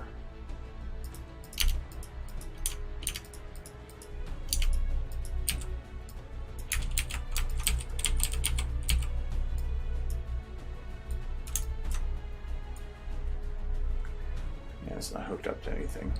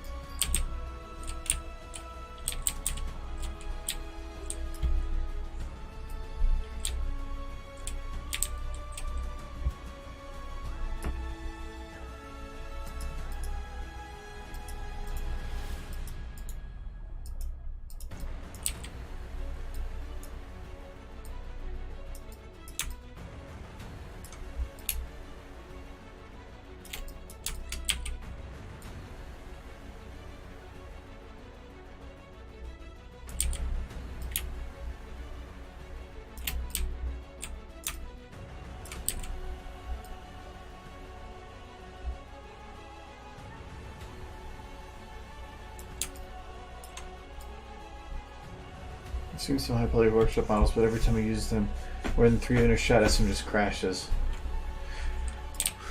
Yeah, well, an SFM isn't exactly the most modern engine, so, or running on a very modern engine, so it's going to have issues with some a lot more current models, because a lot of those are used in video games, and SFM, isn't good at optimizing like a 3D software would. It's trying to run it like a game would, and if you want to make something look really, really good in SFM, you could, but the game engine itself has all these things in place to help make things efficient and keep quality lower. So like, for instance, if you're looking at a pony model, the eye right now is in perfect focus, perfectly clear.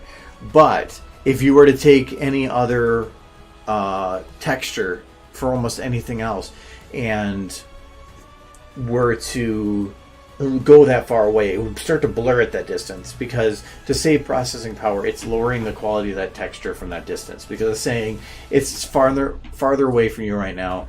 I'm not going to utilize this whole huge texture quality from that far. And for like the pony models, especially the eyes and other parts, that doesn't work well. So you can shut it off so that it doesn't do that LOD, which is a level of detail for the distance. And so games can keep processing lower on a lot of the stuff by dropping the quality of stuff in the distance and maintaining it only super high quality up close. Games like Fallout or Grand Theft Auto, ones that have big open environments, it only has really high detail for things that are within a very close distance to you. Anything past that, the quality starts dropping to such a degree that ones off in the distance might be a tree that's literally just like a texture that's like 13 pixels a lot long, because it doesn't matter at that distance. No, you're not actually going to be able to portray any detail from it.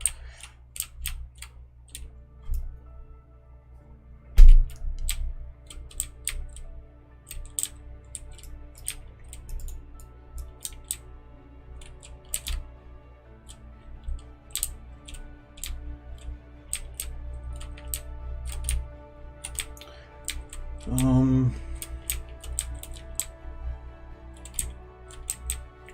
think I want to add any more chords.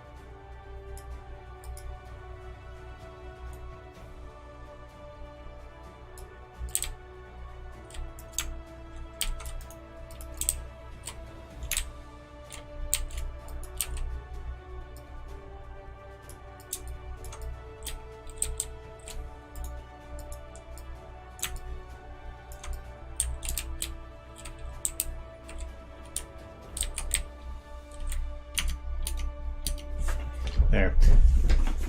I would think that what's running over here is going to be the high processing stuff, so we need more cables.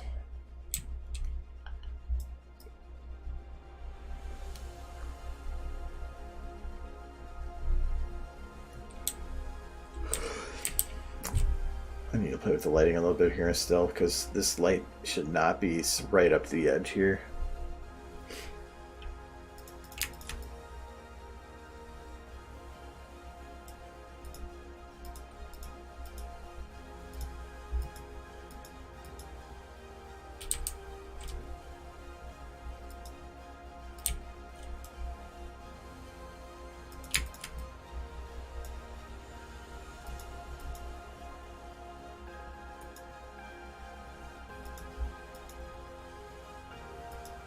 I'm trying to do this with... Oh no, it does have shadow.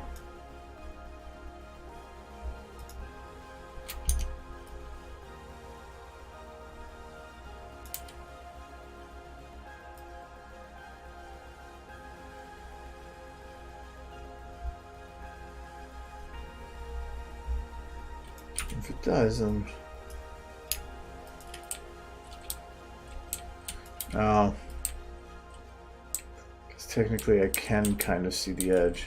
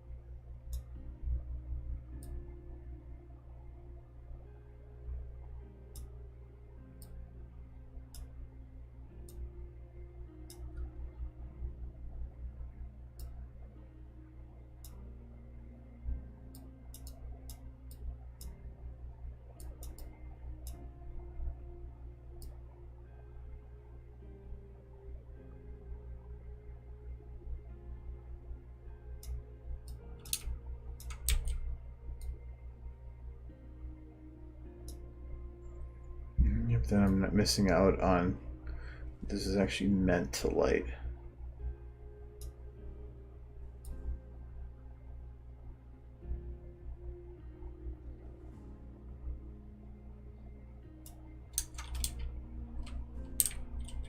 Because, like, to me, this is actually lighting it inverse of what it should be. This is lighting straight down, so this actually should be lit. It's the wonder if...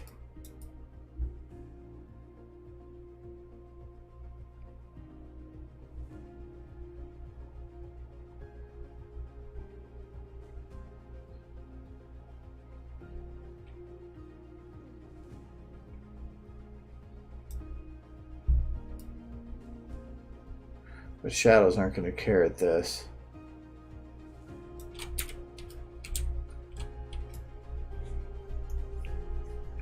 I make two different scenes with two different cameras and one shots.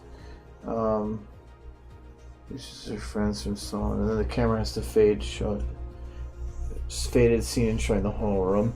Oh, so it's mainly just within the same shot. If I wanted to have two different camera motions, so say I had like the camera going like this at one part in this one, but at this point right here, or at some point, some arbitrary point, I wanted it to fade. But normally what I would do is I would make two cameras, so like I would have this one, and this would be a second bit that I would render. And you could just keep it as camera 1, camera 2, render out both of them, and then do it in post. But for a lot of those, I needed to keep track of exactly where I needed the camera moving when, because I didn't want to have it going from A to B for the whole shot of what I needed, but then I was only using half of it. So I originally just put in here, I believe it was something like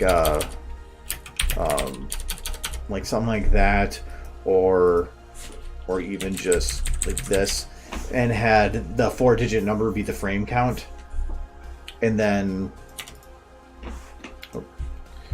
you just go up here, time code display, total frames, and then this is where you determine that. So I would say starting at frame 100 to frame or this shot, say this whole shot, it would be 1. I would say it would go from 0 to 200, and that's what I would need to render. It'd be from the beginning of the shot to the end of the fade. And then I would say the next one would be frame 100 to 300, saying that this would be the start of the fade, and this would be rendered 2, and then it would be so that crossover range. Then if in post, if I wanted to have a reference point of going, okay, well, what points do I need from this? I can open that up in like After Effects. Actually look at that shot or the actual renders, which give the frame numbers, and look at the rendered frame numbers and say, okay, well, I only need the renders now from 0 to 200.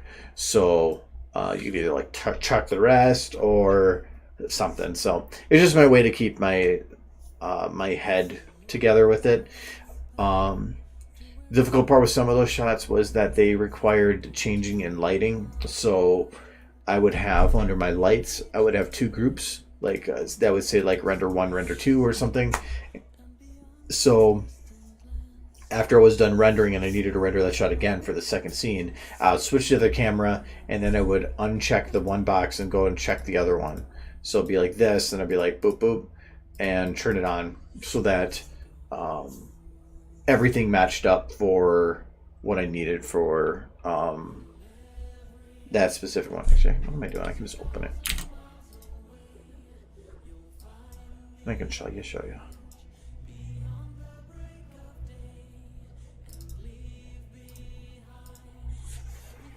But I've kind of done it a little different in a lot of different videos. I don't like working with fading in SFM for that reason, because fading is just annoying.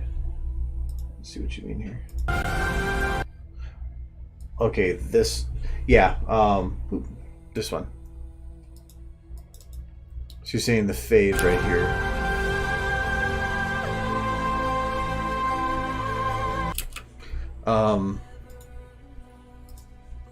Love that again.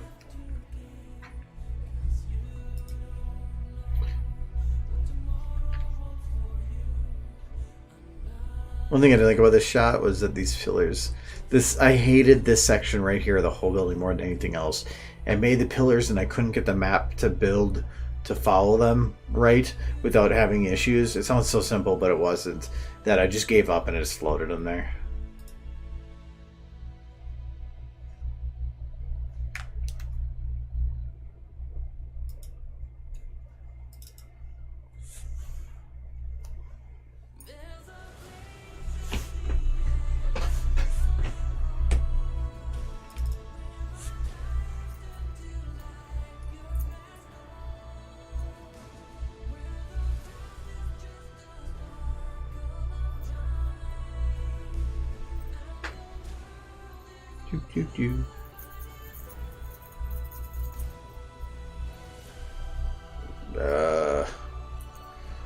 Problem with having SFM or Steam reinstalled is it doesn't save my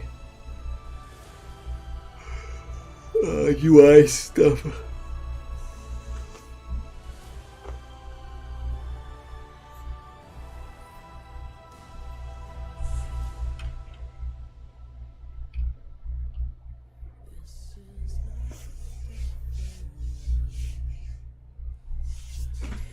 Come on.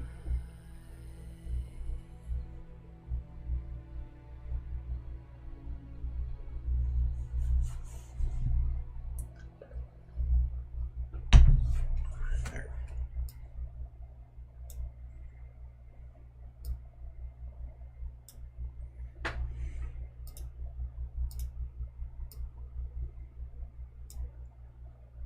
Oops.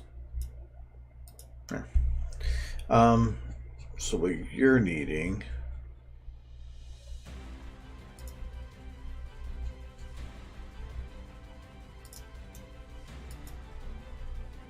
and actually this last scene had all the fades, and so that's I originally just recorded these scenes to be much longer than needed, and then used just fade at the beginnings and ends. This is actually the reason that this scene is at the end here. It's separate from the rest of the video, because this scene had a fade and this scene had a fade, and so I just copy pasted it, changed everything that I needed to, and then rendered it straight through, and then at the end I just cut this out in post. So this right now, this shot has everything in place for this part.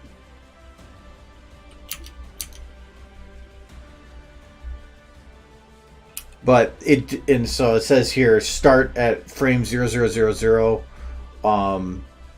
which just to me meant the beginning of the shot, and it would be until frame 5640. Well, I copied and pasted this, so let's use this one.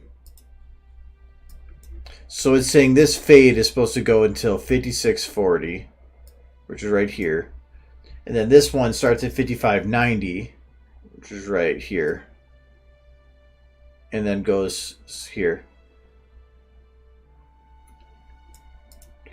But so if I wanted to go and switch the other one, I would grab this camera down, and so you can see I have the camera moving here, but I'm not actually needing it at that point.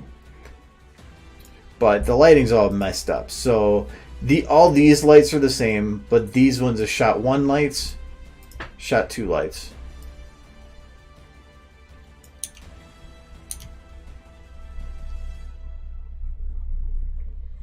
So the lights that were specifically needed to make each shot work were separated, because I can't have these lights on for this shot because it blows everything out in yellow, and I don't want that.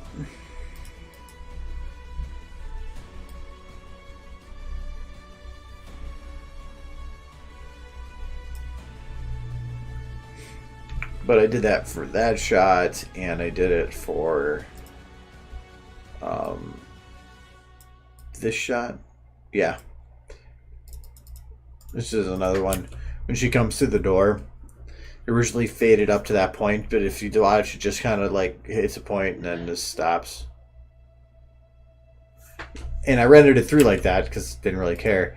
And then I have this here, remember lights, because I knew that if I didn't copy paste it like I did at the end there, I wasn't going to remember it. So this is just saying when to start end. Then this would be the camera for the second bit. So this part I didn't need any motion for until it hits the 2700. So it starts moving just before then.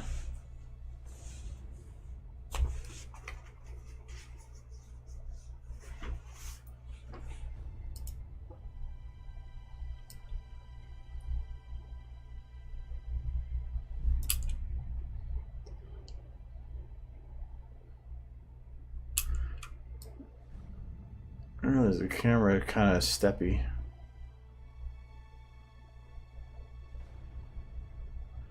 Actually, I think it's still set this way. Oh no, it's fixed in this one. One thing that bothers me with Remembrance is that I forgot to turn off the self-illumination for AJ's hat from when she was doing the ghost shots. And so if you actually watch in here, when it does that shot where it shows her hat is glowing.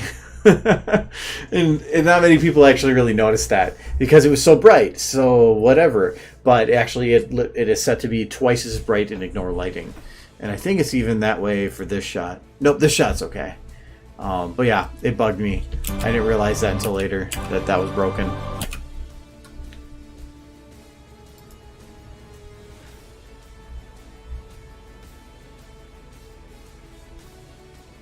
No, I love the engine. The one thing I like about it is it's just so flexible. The fact I can just open up a texture in Notepad and make textures to it and see the changes nearly live. That, and I'm able to see most of the stuff, like most scenes like this, in their final rendered quality, like this. If I was to open this shot, or let's just do a better shot here. Let's go to the end one here. The fact that I could just right here drop it and within a couple seconds see what it would actually look like in final. If you try to do that in like Blender and some other things to try to actually get a good representation of a final is not going to be as easy. So normally I'm not running at final render quality when I'm doing my previews. 32 is normally going to be 98% of what it's going to look like anyway. Anything higher than that, it's just going to give you like those nice smoother edges. But besides that, this one's actually fun to watch if you shut off the bars. Originally, when I started this video, I did not have the bars on. It was kind of a or it came later, and I readjusted a lot of shots to make it work because I felt that the cinematic aspect of it was really, really worked well. But like here, the whole point of this shot is to not see her eyes, because as soon as you see eyes, they're alive and it's no longer a like a dream or an illusion. It's real. So I made sure to hide the eyes while doing this, but it would have been hard to do that without the black bars.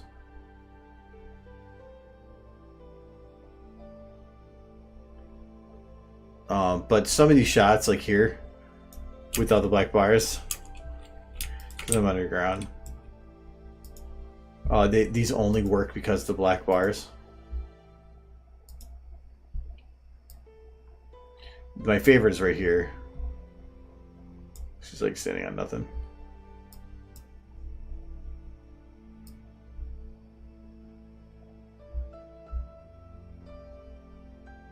Yeah, I think the black bars are needed to make this what it was.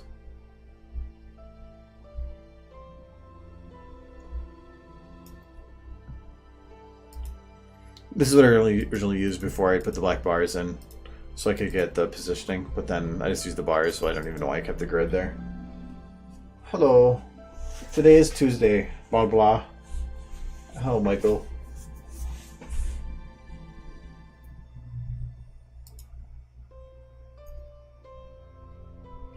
Yes, it is Tuesday. That probably won't be streaming too much longer.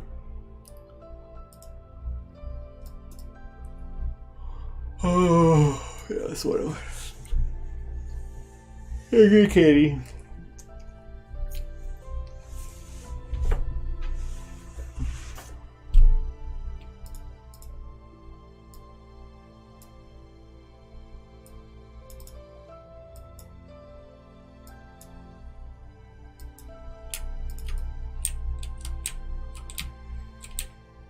I still feel like this area is a little empty. But it's by the door, so I guess I don't want to fill it in too much. Maybe like push carts of some sort.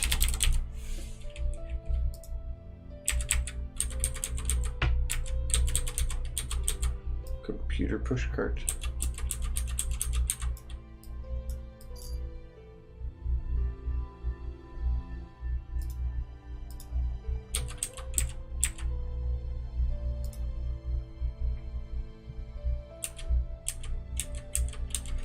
It's going well.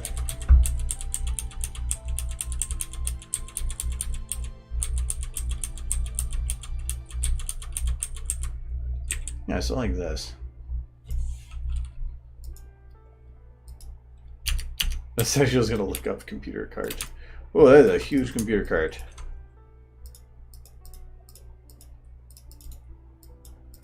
It's like the Walmart of computer carts.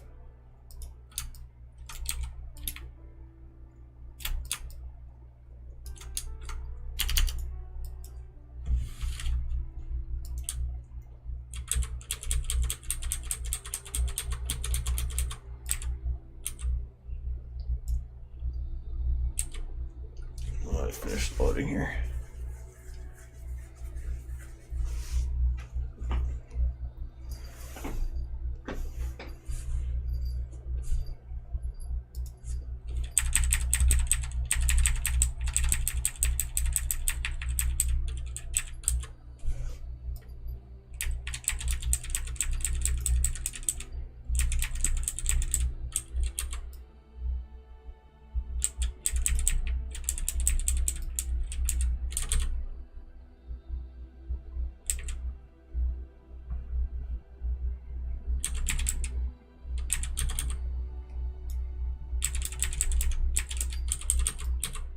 I might grab that battery cart.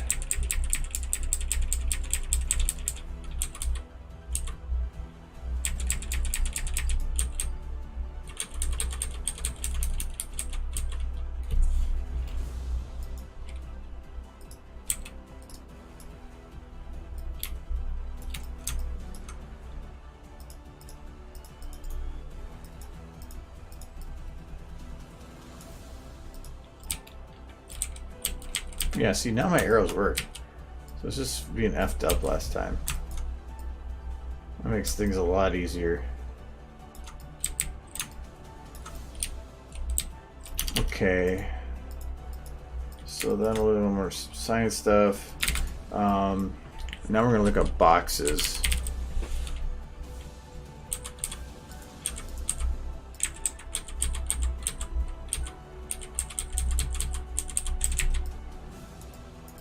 Quite cheesy.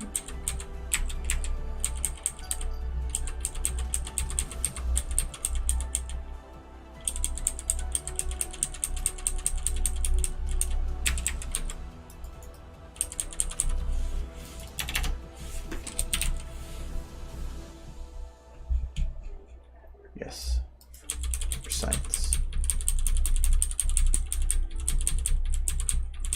There's a lot more box than there is boxes. I'm lazy, so I'm not looking for individual boxes to load.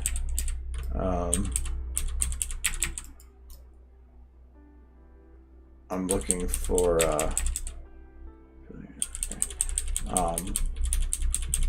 it might be like box group or something like that, but I want a messy set of boxes like that.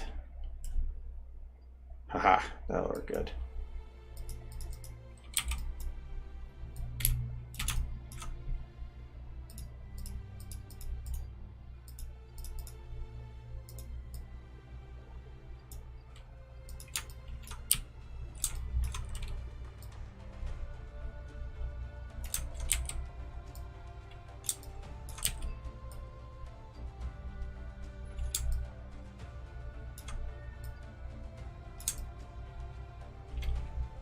It's technically clipping that one box pretty bad, but I don't think I'm ever going to be showing at an angle that matters. So I'm just going to go with it. As long as it's not clipping that pole from this angle. That's the main thing. This box. Nope.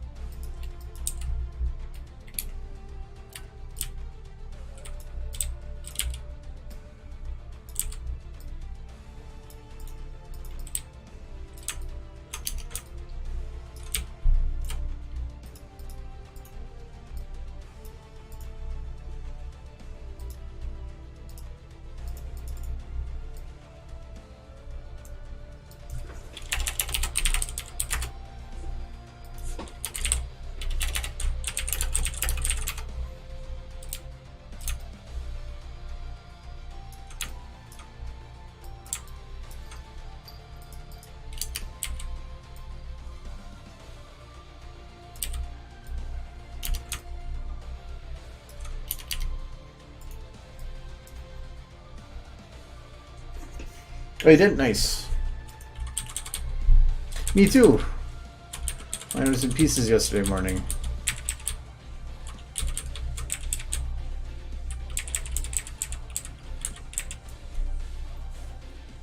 That and I actually ran into an issue when I was building my or putting all the pieces together on mine that I couldn't figure out what it was, but I had a short somewhere, so I couldn't post, and it was getting really frustrating. I had to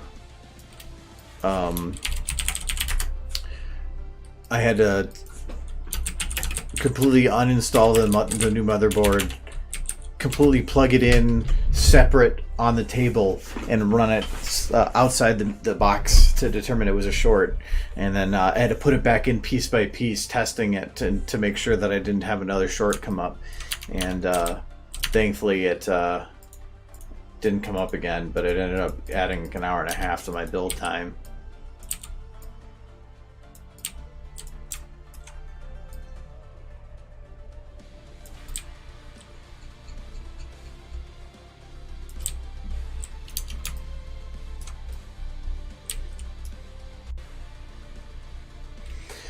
No, well, it more than likely what it was something within the case, like a screw or something, was touching something in the motherboard to another piece of metal that it wasn't, and it just was getting confused because it was blinking, because the motherboard had 4 lights on it, and it kept blinking. The CPU and the DRAM had an error, and it would go back and forth. When I looked up online, they said, check if there's a short.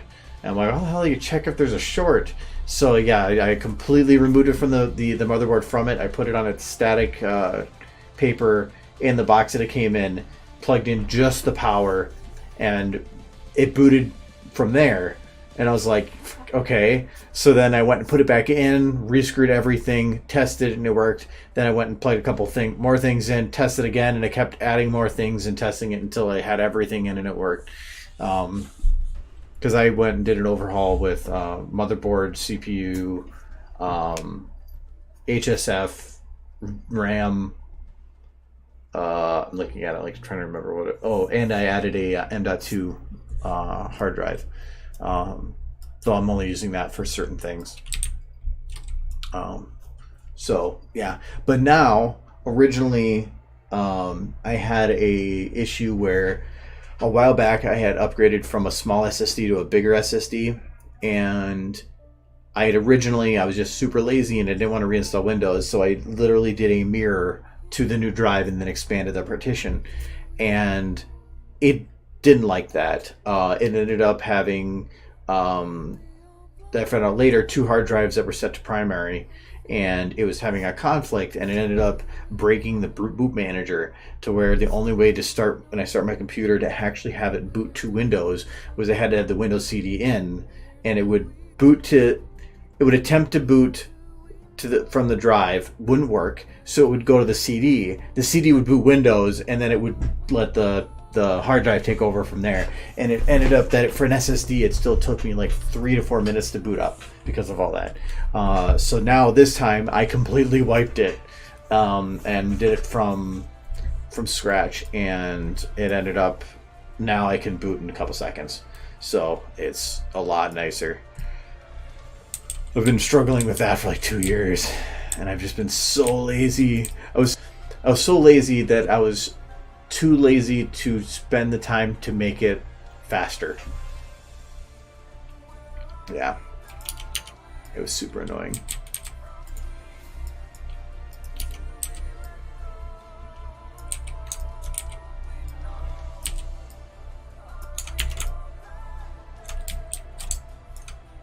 But it's all fixed now, don't have to worry about it.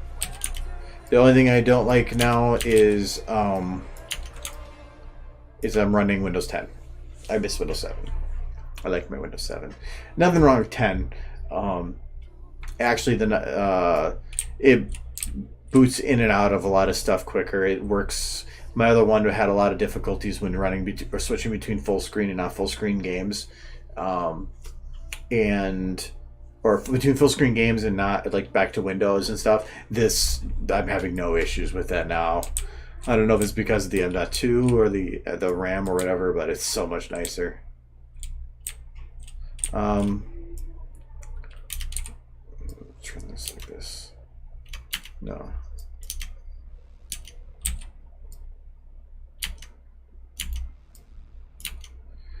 I just feel like this is kind of box shaped. I don't think it's really going to be looking over here very much. I just wanted to add a little bit of that detail.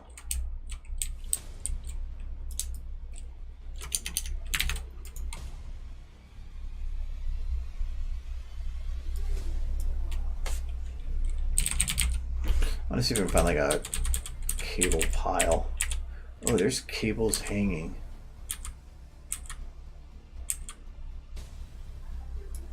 Ooh, this could work out good.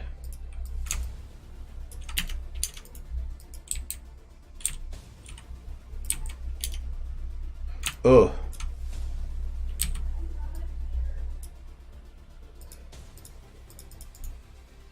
I have to scale this one. This is one of the interesting things about Gladys. So they added a crap load of bones to these, but I'm guessing that if I go to import sequence, yep.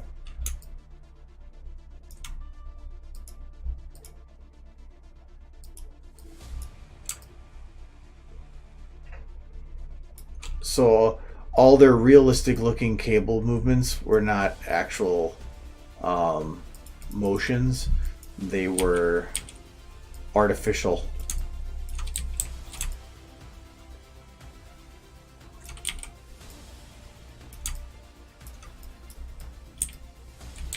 Okay, I can't really, well, if I do anything like that with these, I have to make them big enough to hang from the ceiling, and in that case you would have to make them like this big.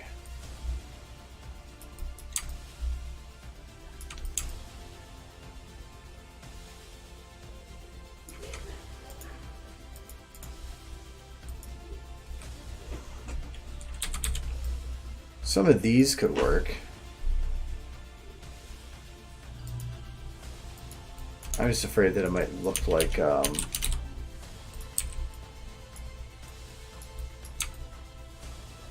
they? Oh.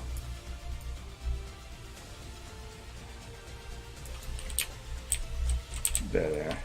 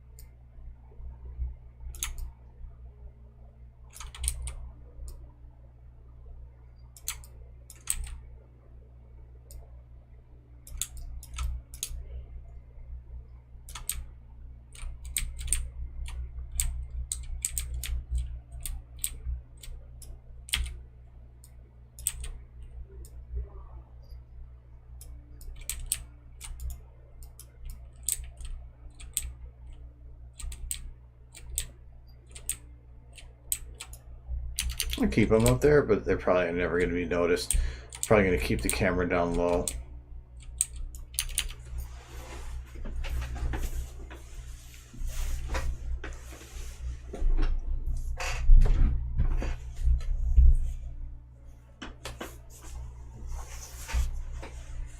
Oh yeah, the updates I know are one thing. The recent updates that they've been deleting people's information has been annoying. But I'll deal with that if I get to it, or if that comes across. But otherwise, there's a lot of stuff that I wish I could get rid of that it just won't let me. Like OneDrive, I had to figure out how to get rid of that. It's been annoying.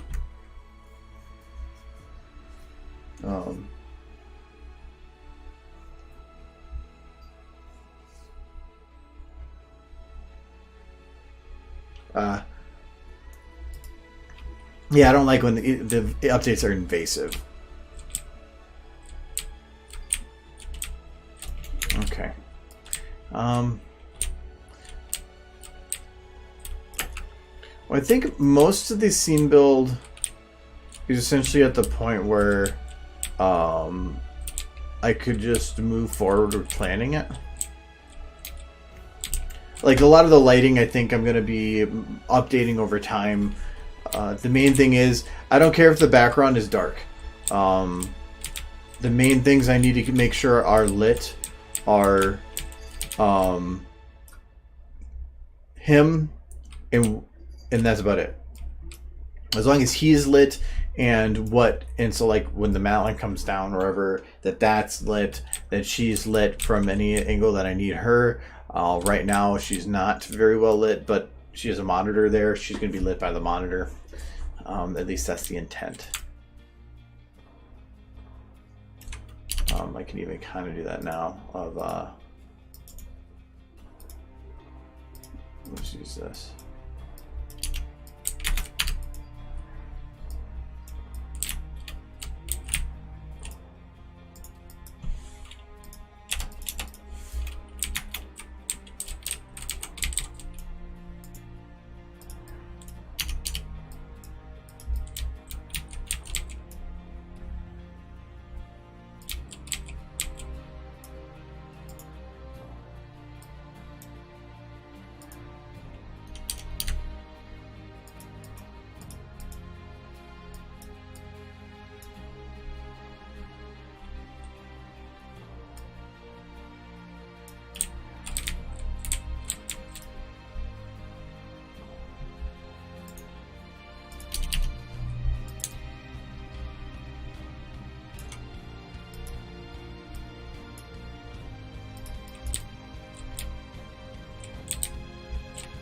Oh, I am the light still. I was like, what the fuck? It's following me.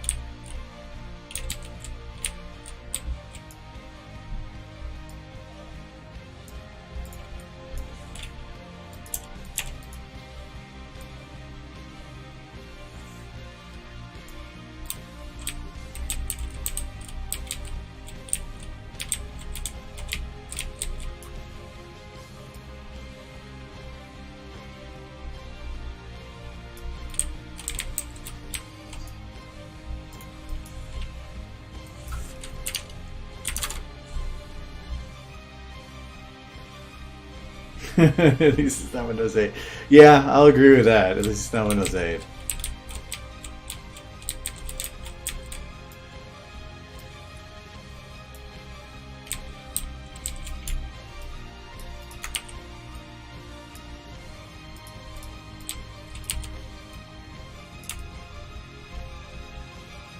She's not going to be looking at it like that. She's probably actually going to be floating a little bit.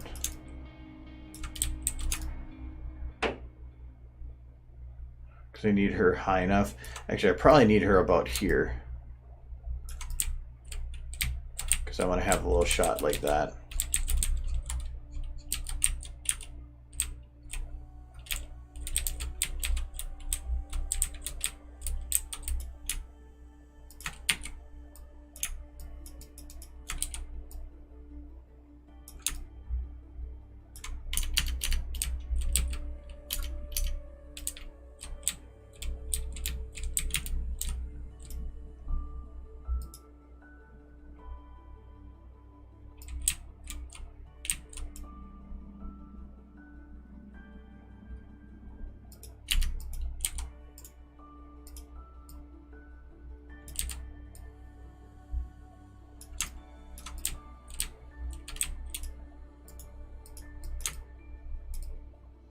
Spike. Bad spike.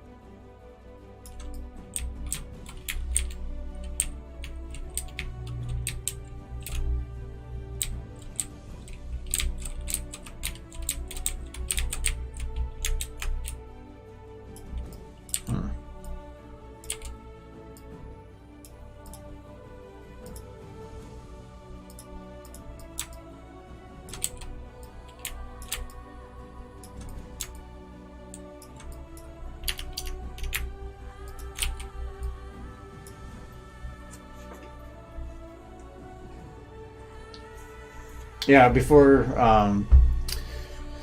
7 I was XP. Was it XP? Yeah. Yeah, I skipped Vista. I had it for under 6 months because I needed to build a new computer, and I didn't want to use Vista, but I got it at the time where Vista came with a free code to upgrade to 7 when it came out. So I just said F it.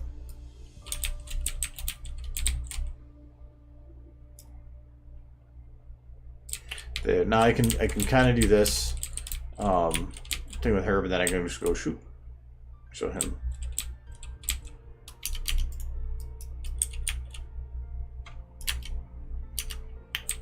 Okay, Run, these shadow lines from these glasses should not be that strong. So this is going to be...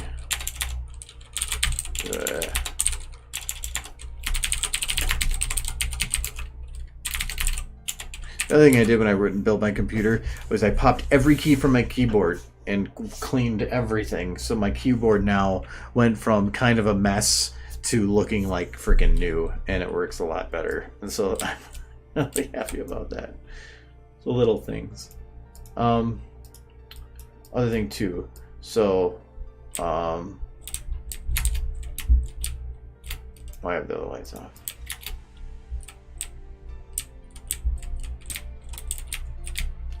Okay, so if, from this shot,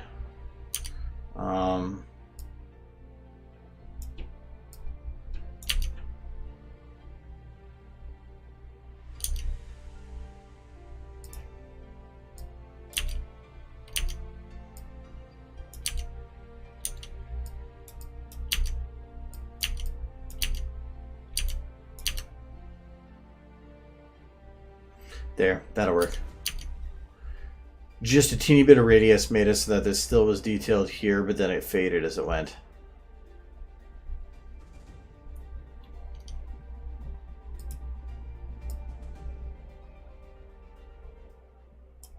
And there will also be like eye lights. She'll need very, very bright eye lights for being in front of a computer screen like that. But it's only going to be for a little bit, and then she'll be, I don't know if she'll be away from the computer, but, and I thought about rebuilding this a little bit to make it more of a custom monitor on a table. Maybe move this down and have an actual one that I can control, because I might have some fun with it.